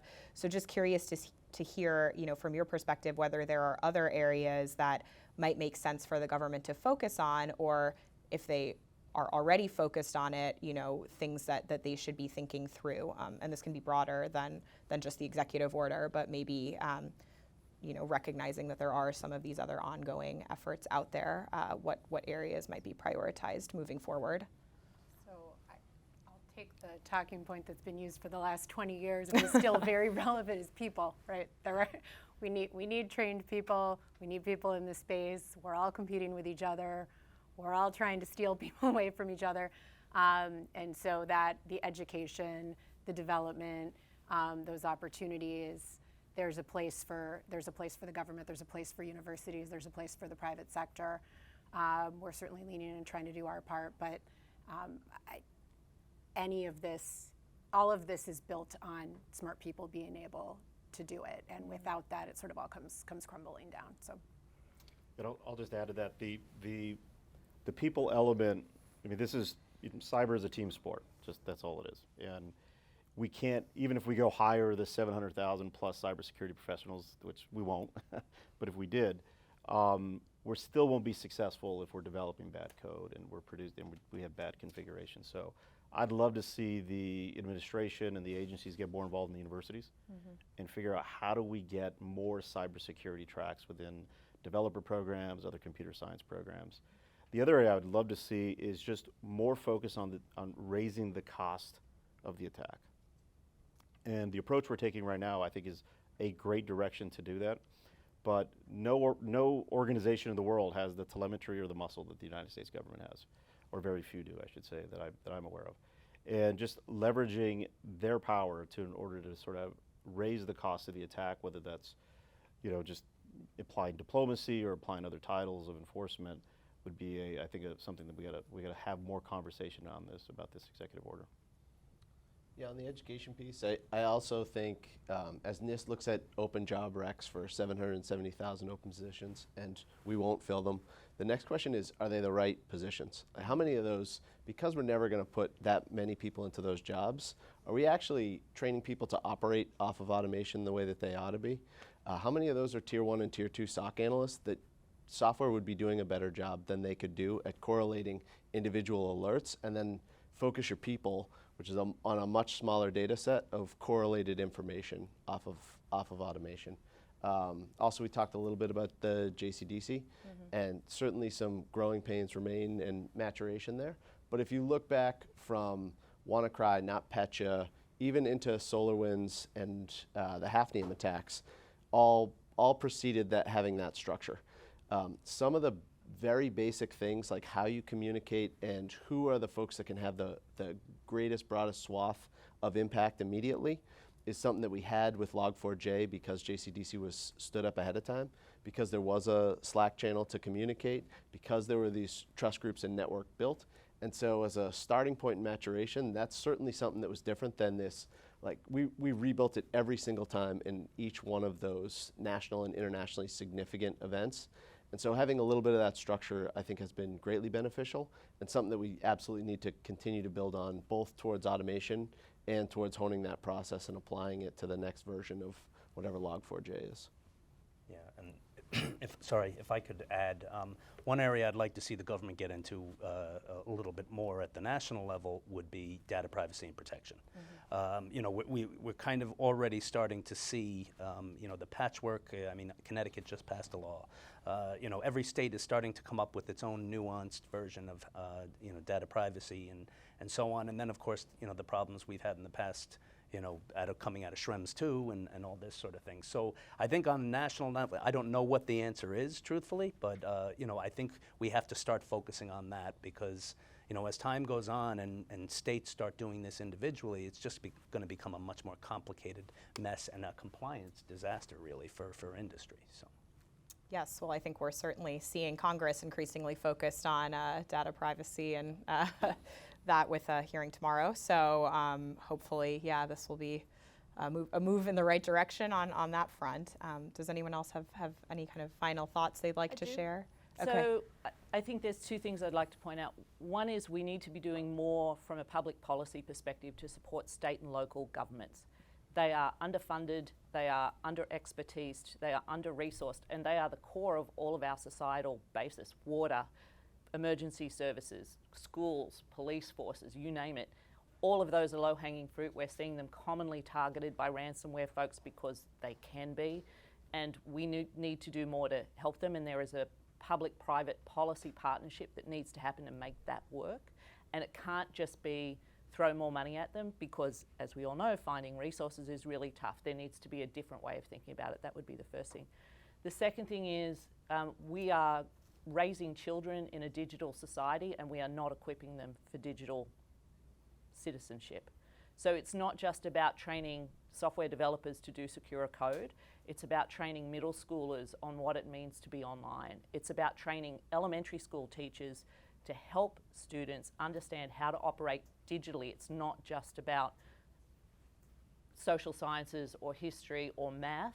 It is all of those things, but there is a digital thread that runs all the way through it. And we are not, as a country, investing in digital education from K through 12 upwards. And so it will do us no good to have computer science students in college know how to secure code securely if they don't know how to be digital citizens when they're 12. They're just not going to do it. So we've got to go deep and long game on the education side. Great. Well, I think we may have some questions from either the online panel or, of course, or online group, or if you're in person and you have a question for the panel, we would love to be able to take some of those now. So Yes, let's start. If there's anybody in the room that has a question, if you just want to raise your hand and we can bring a mic over to you. Gordon. Apparently I'm asking a question. Thanks, Christine.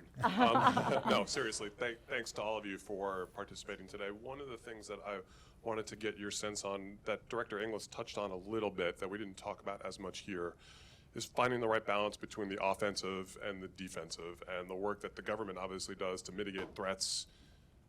And that's an important piece of it, but at the same time, building resiliency. And so how do you guys think about that from a corporate perspective in terms of balancing the need to deal with 0 days and the government's ability to do things offensively with your need to protect infrastructure, not just for yourselves, but for everybody who uses all your products and services?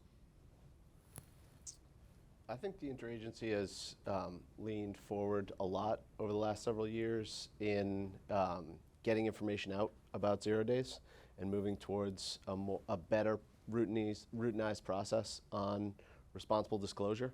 And then as those patches are developed by whoever software it's in, ensuring that you're amplifying the patch and fix out there. So we've seen examples of both calling attention where vendors needed to do a little bit more to lean forward in getting the patches out there, but also in successful cases where a fix exists, both inherent within the software as well as security technologies and capabilities that can overlay that. So sometimes if you're running an old operational technology with an outdated, unsupported version of that particular version of the software, there are usually security fixes that can be overlaid on top of that. So I think that's a place where we have made some progress, and the general move of the interagency is to push those defensive things out as quickly as possible.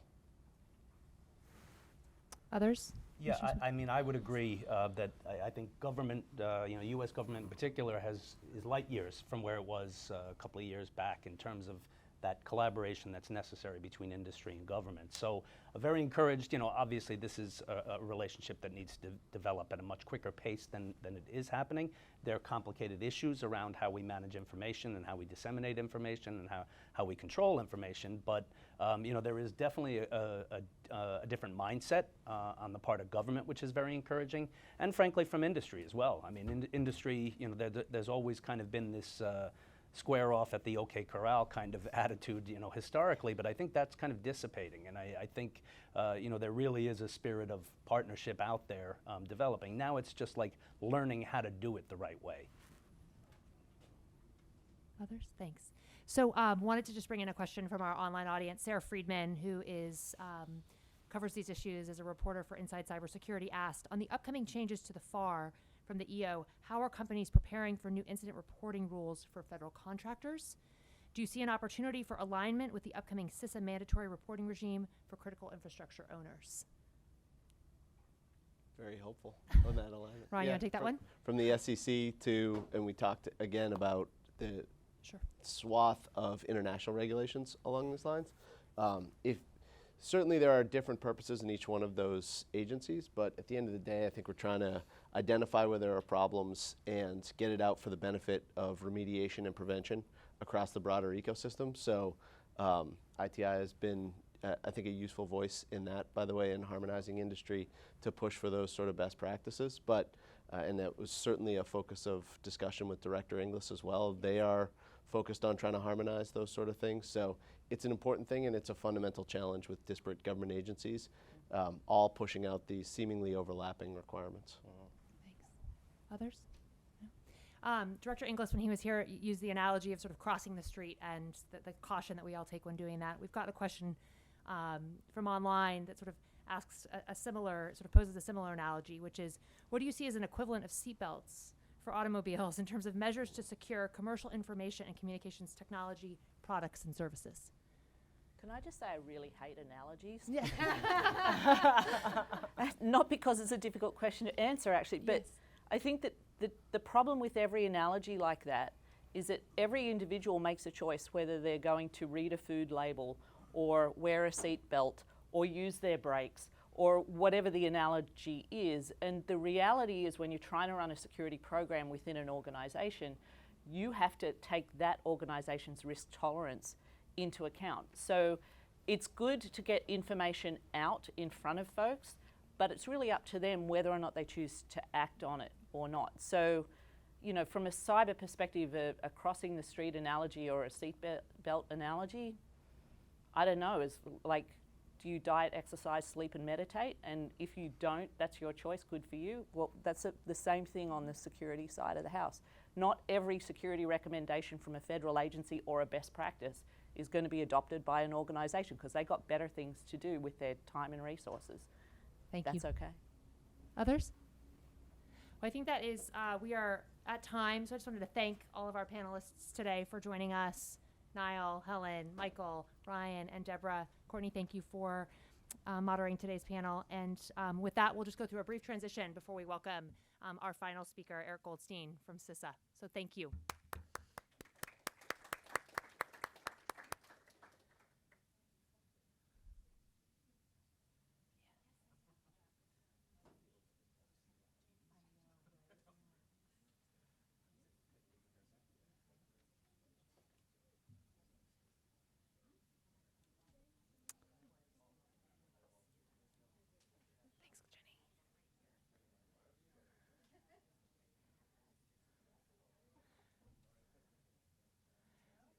Fantastic. So we are going to get situated for the final portion of our program this morning.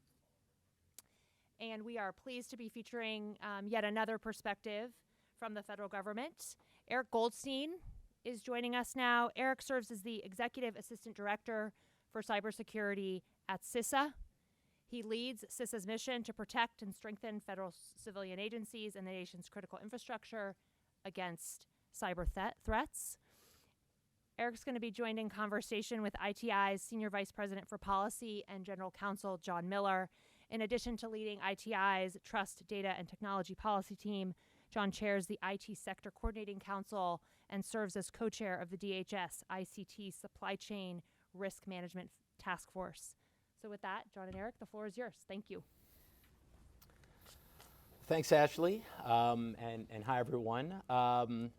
I should make an addendum. I'm the previous chair of the IT Sector Coordinating Council, recently rotated off due to term limits. But anyway, Eric, great to see you. Saw you out at RSA briefly. How was your RSA, as people seem to be saying? You know, RSA was as I just mentioned, simultaneously way too short and way too long. Somehow, it was like a bit of a time warp. But it was great. It was really, you know, for those of you out there, I'm sure you also saw this, you know, you could really see the excitement of everybody in our community being back together again and actually seeing faces and shaking hands that in many cases we hadn't for years. And so it really was an invigorating week out there. And, you know, my takeaways really were twofold.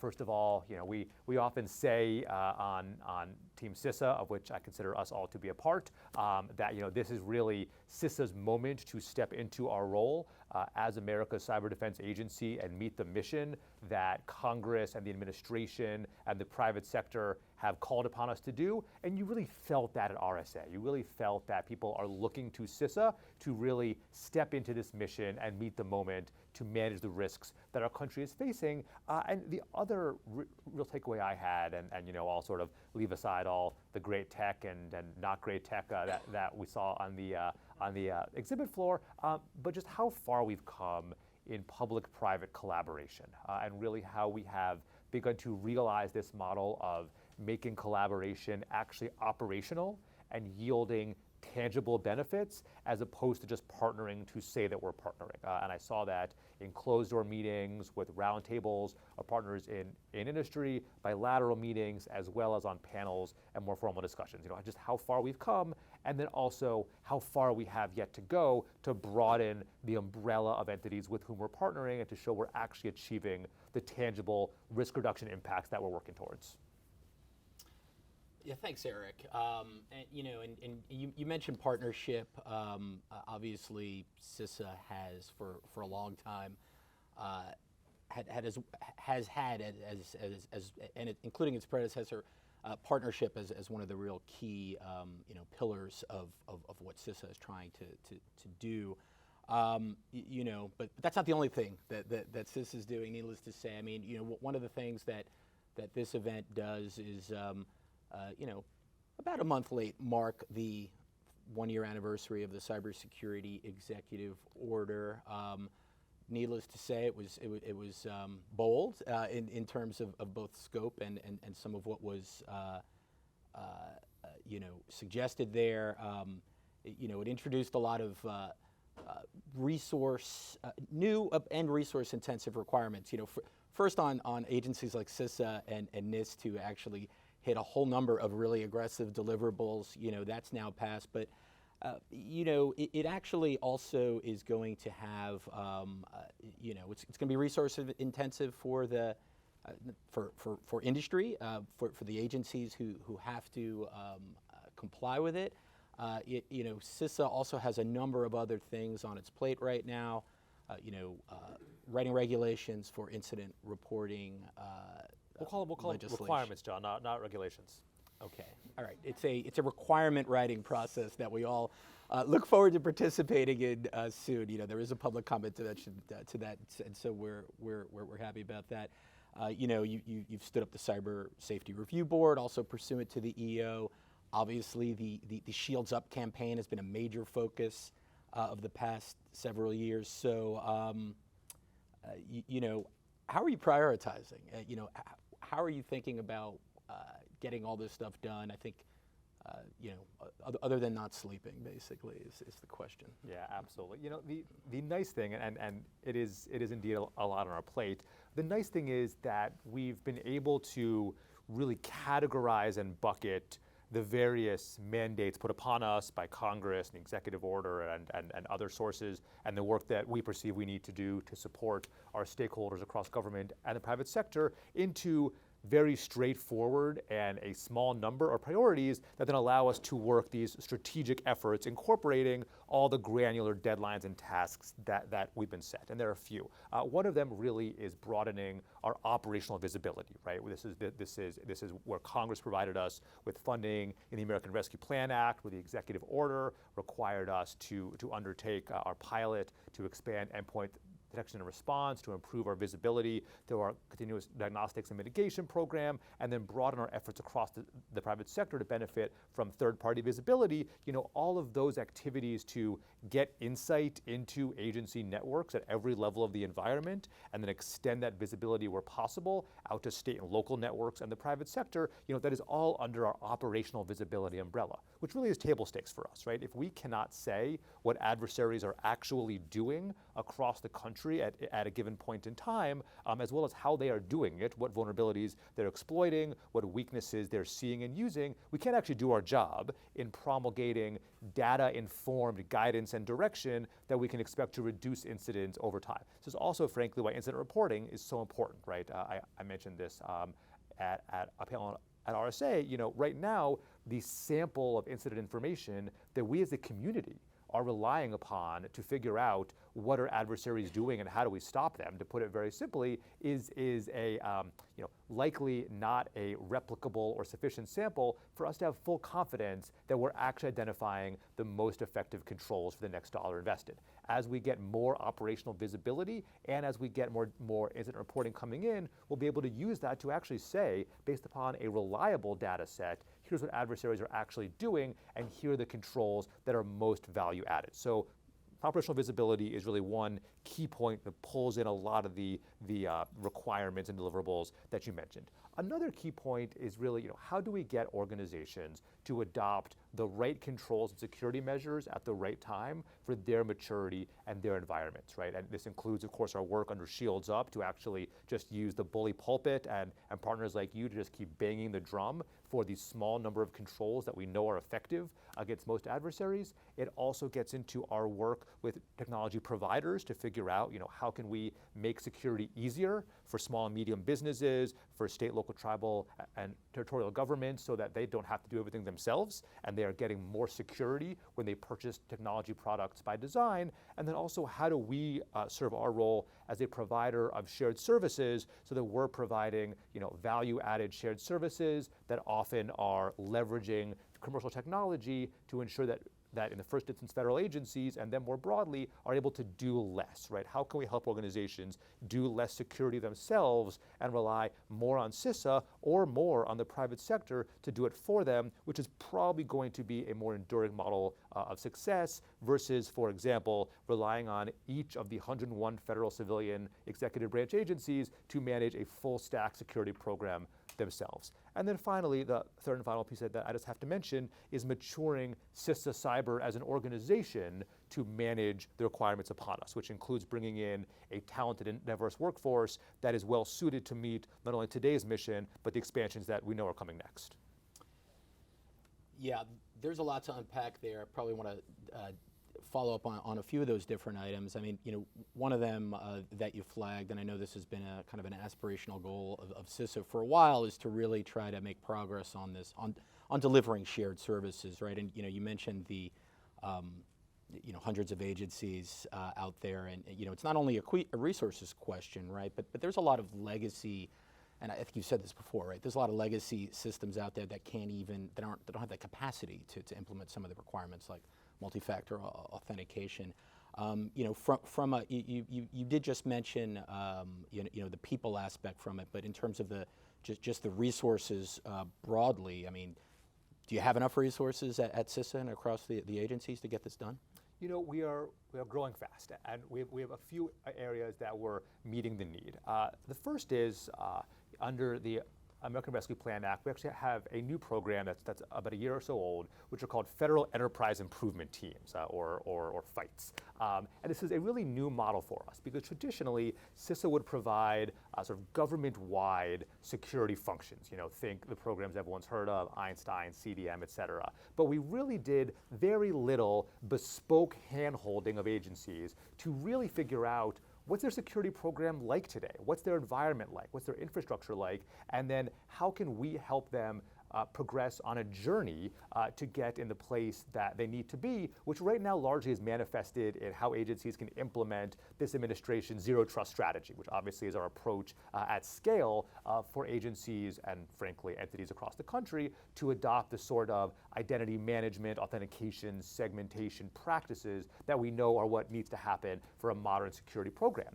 With these new FIGHT teams, we now are hiring personnel who can actually work with individual agencies, John, as you well noted, based upon their unique maturity and characteristics, to identify gaps, develop improvement plans, and really be with them on their entire journey to improvement. Now, part of that also includes understanding for each agency, are there programmatic gaps that CISA can help fill at scale? And so through our Cybersecurity Shared Services Office, this is where we're figuring out what is the next generation of shared services that we're offering. So right now we're offering, for example, vulnerability disclosure platforms as a service, security operations center, protective DNS resolver, but we're always looking to see what are the other shared services that we can begin to roll out, and these are of course entirely commercial products that we are just offering through our marketplace. We're not offering any government developed services as part of this effort, but the combination of our federal enterprise improvement teams working with agencies to figure out the shared service roadmap where we can resolve gaps at scale, that's really our way of managing, as you note, the significant asymmetry between agencies. Great, and so, is there a, I mean, it sounds like for sure, you mentioned you're growing, and there's more anticipated growth here. I mean, what's the strategy for managing that growth, just in terms of people or resources or even organizational culture at CISA? Yeah, absolutely. So there's a few pieces there. The first is, we share the same challenge as every organization in our field, which is the cybersecurity hiring market right now is tight, and finding these sort of leading cybersecurity experts across disciplines that reflect the diversity of our country really is our call to action, and it's a call that's shared, frankly, by every organization in our field. And so, we are working across all possible lines of effort, working with community colleges, four-year universities, HBCUs, organizations that recruit from non-traditional pipelines to ensure that we have the right candidates coming in. I'll use this as a point to note. We have a major hiring event coming up on June 29th, so please do share with your networks. We're hoping to fill a lot of roles, but it is always a challenge, right? We know that right now there is more demand than supply for the cybersecurity workforce, and so we need to figure out how we can recruit the right candidates today, as well as help build the pipeline tomorrow. Now, you mentioned culture, and this really is one of the most critical areas for Director Easterly and the whole agency, right? Where, we know that if we want to be an empowered, inclusive, equitable agency that also has the expertise we need to meet the threat, that needs to be very intentional. It needs to be built in by design. And so one of our goals is not just to hire the right people and get them in the building, but also to orient the agency itself to reflect these sort of cultural values that we want to manifest. And actually, I think our leadership's done a really thoughtful job in also publicly promulgating our values, our cultural statements, so there's no ambiguity around our workforce and our partners of what we're trying to represent as an agency and the principles that we're espousing. Yeah, that's great. You mentioned CISA's culture, right? And I know you've talked a little bit about the different agencies that CISA's working with, right? I mean, what about the culture, if you will, at the other agencies that, who not only, oftentimes, perhaps have their own regulatory authorities, but, have their own needs, their own skills, their own, risk profiles. They've got different entities who perhaps are or are not ones that CISA works with on a daily basis. Are you sensing or seeing, a kind of an embrace of this shared services model and, this kind of expanded CISA leadership in the space? I think so. I think what we have been able to accomplish, and this work is still ongoing and likely will be in perpetuity, is really ensuring a clear understanding of CISA's unique role in this space as the nation's voluntary cyber defense agency, which is complementary to our partners in federal law enforcement, complementary to federal regulators, complementary to the intel community, and a necessary piece of the national cybersecurity puzzle, certainly complementary to the leading role of the private sector in national cybersecurity, because not only is it the case that most infrastructure is owned by the private sector, most cyber intrusions are detected and blocked by the private sector, the vast majority. And so, our role needs to be as a catalyst and a tool to fill gaps and empower others to achieve this mission. I think that's a role that's increasingly understood, but it's sort of a new model, right? People understand regulation intuitively, understand law enforcement intuitively. The idea of a voluntary cyber defense agency that is grounded in trust and partnership and voluntary services, that's a bit of a new model that I think is getting great acceptance by those who recognize the gaps that we are filling, but certainly it is an education every day, talking to stakeholders across sectors and making sure that they understand the value of this role and how they can benefit. I think we are further along that road in the federal space just because agencies are far more accustomed to CISA and our precursor organization really serving that overt leadership role in federal civilian cybersecurity. Yeah, let's, I want to switch gears just a little bit, although I think you may have mentioned it earlier. I know it's come up a few times during the discussions that preceded this one. The JCDC, that's obviously also been a centerpiece, if you will, of what Director Easterly has prioritized, and I know you're very much also a supporter of that. We mentioned some things earlier, like the incident notification requirements that CISA is drafting, for instance, and I've heard you describe this, I think, almost since day one that you've been on the job as the point of it is not just unidirectional information sharing or passive information sharing. It's about driving greater operational collaboration with the private sector. What's your assessment of the JCDC? I don't know, what is it, 8 months in maybe or something like almost that? A year. Oh, a year in almost a year. August, yeah. Okay, Yeah, wow. we're getting there. Okay. I mean, what's your assessment of it now? And I think you've added a few entities recently. How are you managing the JCDC's growth? I mean, I think there's a lot of questions out there amongst the rest of the critical infrastructure and private sector community beyond those 25 or so entities about, how do we plug in, what types of models are you perhaps, exploring to kind of bring more folks into the tent to get the benefits of what's going on at the JCDC. Yeah, absolutely. It's been a really exciting, we'll call it first 10 months for the JCDC. And just as a refresher on what it is we collectively are trying to do here, the JCDC really is two interlinked efforts. The first, John, as you noted, is moving from the traditional partnership models, unidirectional ad hoc sharing, to continuous, asynchronous, real-time operational collaboration, where we actually have operators from cybersecurity firms, tech companies, the nation's largest banks and energy companies in collaboration channels, not just with CISA, but with our partners across the federal government, FBI, NSA, Cyber Command, on down the line, and moving away from this sort of atomic model of sharing where there's a unit of information gets shared across the transom and then maybe something happens, maybe not, but where we're all working together continuously. And the great part of this model, I think, beyond just the seamless nature of it, is that government doesn't need to be an intermediary. Where operational collaboration has worked effectively, sometimes it's a partner in the private sector sharing something, and CISA and the FBI will pick it up out of a channel and analyze it and send something back, which is great.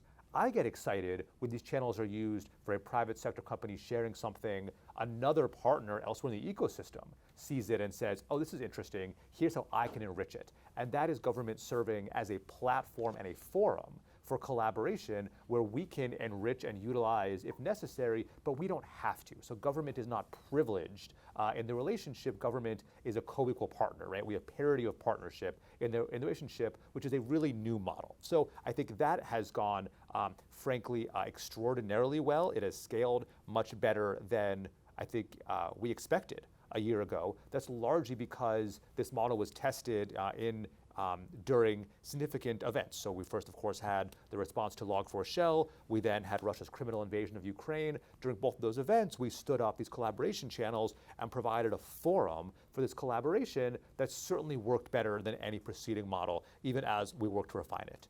But the second piece of JCDC is actually what Congress originally intended the group to do, which is this idea of proactive planning. This idea of instead of just always running to the next O-Day, the next big campaign, we actually step back and we say, what are the cybersecurity risk scenarios that we're most concerned about as a country? Let's bring together government and the private sector. Let's develop an actual cyber defense plan. Let's exercise it. Let's execute it. We did this with Russia's invasion of Ukraine, where we convened the JCDC in December. We developed a written cyber defense plan. We tested it in January. And then when Russian troops crossed the border in February, we immediately moved into execution. And that's the plan that we've been utilizing for a coordinated response ever since. That's the work that we really are investing in and building in going forward. We have a few cyber defense plans that we are working with industry now, and that's particularly where, as we bring in new partners, like for example, our new JCDC ICS group, they'll really be focusing, is developing these cyber defense plans that are getting ahead of where we think the risk and the threat is going. And so, in summary, I think it has been a really exciting year. We've done a lot of great work on the operational collaboration side. The question now for us is really investing in these proactive planning efforts to show, to evolve the state of the art for those plans, and then scaling out the model by bringing in new partners for specific collaboration and planning efforts. Certainly any organization that wants to work with CISA in this effort should reach out. Certainly can reach to me directly. Also, CISA.gov/JCDC will have our email address and more information there. But there is really a role in the JCDC model for certainly any organization in critical infrastructure, and likely more broadly. And our goal is to work with entities to figure out what is the right place to partner, what is the right collaboration forum, what is the right plan to plug in. But certainly for all organizations, there is some way to work with CISA through this model. Thanks. And I know we want to leave some time for questions, so hopefully they're coming in from the audience online, and maybe folks in the room might have a few questions for you as well, I suspect. I do want to ask at least one more question, though. You've mentioned a couple of times the, I mean, in some ways, the unprecedented effort at CISA and really across the government in, trying to, well, first respond before it happened to the Russian invasion of Ukraine, and then since then, you've obviously been very engaged as well. I mean, I know that partnering with critical infrastructure and other entities early and often has been a key piece of that. As has been the Shields Up campaign itself. And I mean, I remember, actually, attending a virtual briefing that you and I think Director Easterly participated in, that I think lasted 3 hours, which is pretty impressive since you have other things to do, right?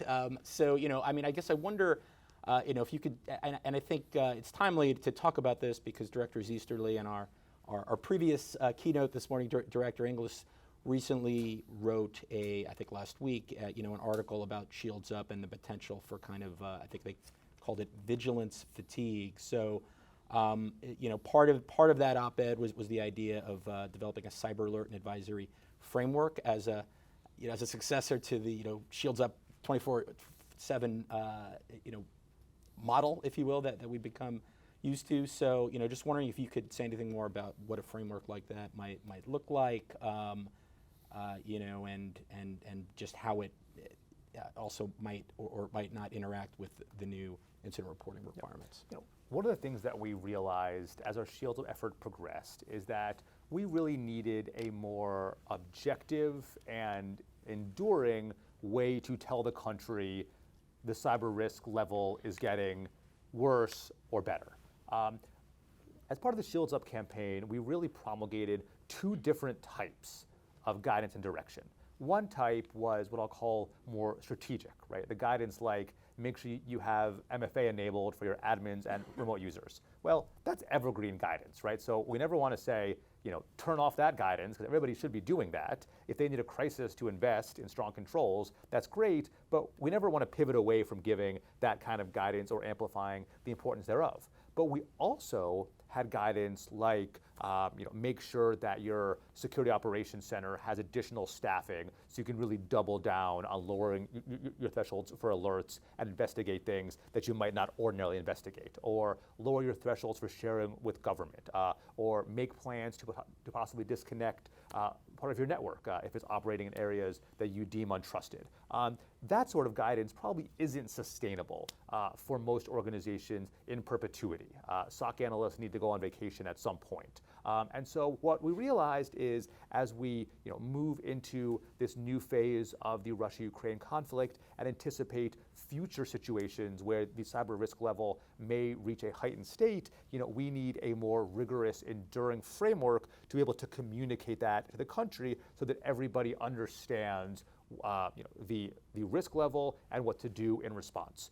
So we are now working through this as a government community. We'll value input from our partners in the private sector as we think it through, but our hope here is this will be a trusted, rigorous model that will give clarity when the risk level changes, certainly as part of our transparent process on the incident reporting requirement setting. We'll be interested to hear about how such a risk level may intersect in a future state with incident reporting, or how we can leverage data in incident reporting to support our understanding of national risk. Thanks. And just one quick addition to that before we hit some questions. I think from online, perhaps. CSC directors also need vacations, so hopefully you've got one planned. I know you have a lot on your plate for sure. So, Ashley, do we have anything? We do. All right. So maybe if we could just touch on this is a big priority for ITI members. We got a question online about the upcoming RFI on the cyber incident reporting law and your proposed rulemaking directed by Congress. If you could just sort of update us on that, and when do you expect that the RFI will be released? Yep. So can't speak to the exact timing of the RFI, although it will certainly be as soon as feasible. Our goal, with the entirety of our rulemaking process is going to emphasize, benefit over burden and ensure that we have a transparent process. So of course, CISA's role as a cyber defense agency is really different, profoundly so, from the role of, for example, regulators that may also request cyber incident information. And our goals really are threefold: to help victim organizations on a voluntary basis if they so request it, to derive actionable information from incident reports that we can then share widely to protect other victims, and then to glean strategic trends, as I mentioned earlier, about what adversaries are actually doing that will allow us to provide more general guidance and direction responsive to particular controls and vulnerabilities that actually address the breadth of incidents that we're seeing across the country. So with that being our model, our goal is to have a process and a program that actually covered entities perceive value in, right? That this is not just a compliance measure. I used to work at a multinational bank and have very much seen firsthand the compliance costs of incident reporting regimes. Our goal here is for this to be one where industry actually says this is valuable to our security programs because of what we're getting back out. Thank you. I think it was a week ago today, your colleague Jen Easterly and Chris Inglis, who was here this morning, put out an op-ed, I think sort of at the beginning of RSA, and in it there was discussion of multi-factor authentication, MFA, which I know is a priority at CISA right now. Can you just talk to us a little bit about the work that is ongoing there, and as you think about the next critical baseline technology, what is that? Yep, wonderful question. Thank you for that one. So, no surprise to anybody in this room or dialing in, but if there is one control we have to pick that is effective against the highest number of intrusions, MFA would be it, right? There are all kinds of stats out there showing the efficacy of MFA, particularly for privileged and remote users. That is, obviously not a silver bullet because we know that doesn't exist in our field, but for the money is extraordinarily effective. And so our goal with this more than a password campaign really is twofold. First of all, to get organizations and end users, frankly, to opt in to MFA wherever it is available, and also to ensure that technology providers are offering MFA as a feature and ideally making it the default. This is a really critical one because we know that relying on humans to opt into things, whatever that thing is, no matter how good it is for them, opt-in always results in a lower level of uptake than would be societally optimal. And so our goal here, even as we remind everybody, for whether it is your Gmail account or your banking web application to opt into multi-factor, to also get to a place in the future where it is just there by default and we actually stop thinking about it. And so ideally, that will be the end state of our shared efforts, because then we are taking individual end user decision out of the equation and focusing really on, as the question implied, what is the next control, right? If MFA is ubiquitous, then we can move on from there. Some other core controls that we are really focused on is certainly patching known exploited vulnerabilities, particularly on internet-facing hosts, and then also really focusing on end-of-life and end-of-service assets, which we know are still broadly exploited by adversaries and really need to be subject to a relentless cleanup campaign wherever they exist. Fantastic. Want to just give anyone in the room an opportunity to ask a question if they have one. Christine, there's a question right here up in front. If you could Sean, just introduce yourself. Thanks. Hi, Sean Lingus with CNN. Hi, Eric. Thanks for being here. That was a great segue to my question. You just mentioned the exploitation of known vulnerabilities. I know you guys obviously at CISA have have the list of CVEs that have been exploited, and then you order agencies occasionally to patch them. I'm wondering at what point you don't wait till they're being exploited.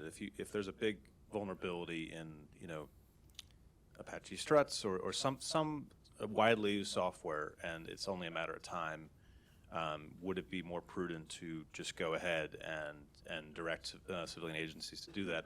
And part two of the question is on metrics in terms of when you have ordered agencies to do that, you're trying to get better at giving resources or support to the smaller agencies that don't have necessarily resources to deal with that.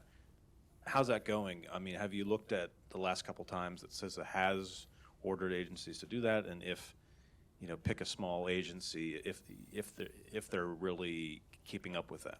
Thanks. Yeah, thanks, Sean. Great question. So just as a threshold point, whenever a vulnerability is added to what we call the KEV catalog, known exploited vulnerabilities, it is automatically mandatory to be remediated for all agencies in either a 2 or a 3-week deadline. So the goal of the KEV list is to provide organizations with a additional prioritization schema beyond the traditional CVSS model. And so saying what are adversaries using in the wild is generally a good sort of first principle to prioritize. But we have additional authorities that we can use to direct mitigation of vulnerabilities if they're not being exploited. The key one there being our authority to issue emergency directives, which of course we recently did for vulnerabilities in VMware products and have done multiple times over prior years. And so if we saw a vulnerability that is not yet being exploited, but we thought for some reason due to criticality, prevalence, likelihood of future exploitation, we certainly reserve the authority to issue an emergency directive that would drive mitigation of that vulnerability even prior to addition to the KEV list. We are trying to really maintain the model of the KEV list as focusing on known exploitation really for simplicity, so that organizations both in the federal government and more broadly understand what is this list. And we actually just published, as you may have seen, Sean, a blog post really getting into more detail about how vulnerabilities get on that list. The more we can be objective and rigorous about that criteria, the more sense I think it will make for entities outside of government. And I'll just note, and then I'll get to part 2, one of the most exciting things about the KEV catalog is really our goal for the KEV catalog is in the future, nobody will have to look at the actual web page, which is really just rows of vulnerabilities. Ideally, all organizations will be using more automated patch and vulnerability management programs that will ingest the KEV list and then use that for prioritization internally. And so our hope today is that there's already thousands of organizations that are using the KEV catalog because they're using a product that's ingesting it without even knowing that it's coming from CISA. And that's great, right? We are still achieving our risk reduction benefit. We don't need the credit as long as we're achieving the end goal. We do get reporting on recurring cadences about agency progress in remediating the vulnerabilities. We've seen extraordinary progress. We have seen hundreds of thousands of vulnerable instances mitigated because of vulnerabilities on this catalog. And interestingly, where we have seen residual vulnerabilities that are not yet mitigated, those are usually a very small number of vulnerabilities. And so there's a long tail of vulnerabilities that take longer to mitigate, likely because the upgrade would be more systemic, perhaps something like a web browser version, where the upgrade would need to be enterprise-wide, or where the underlying infrastructure requires modernization. And so, we have seen significant uptake, and where we've seen residual pending mitigation, those have largely been particular to certain vulnerabilities as opposed to agency by agency. Fantastic. Thank you.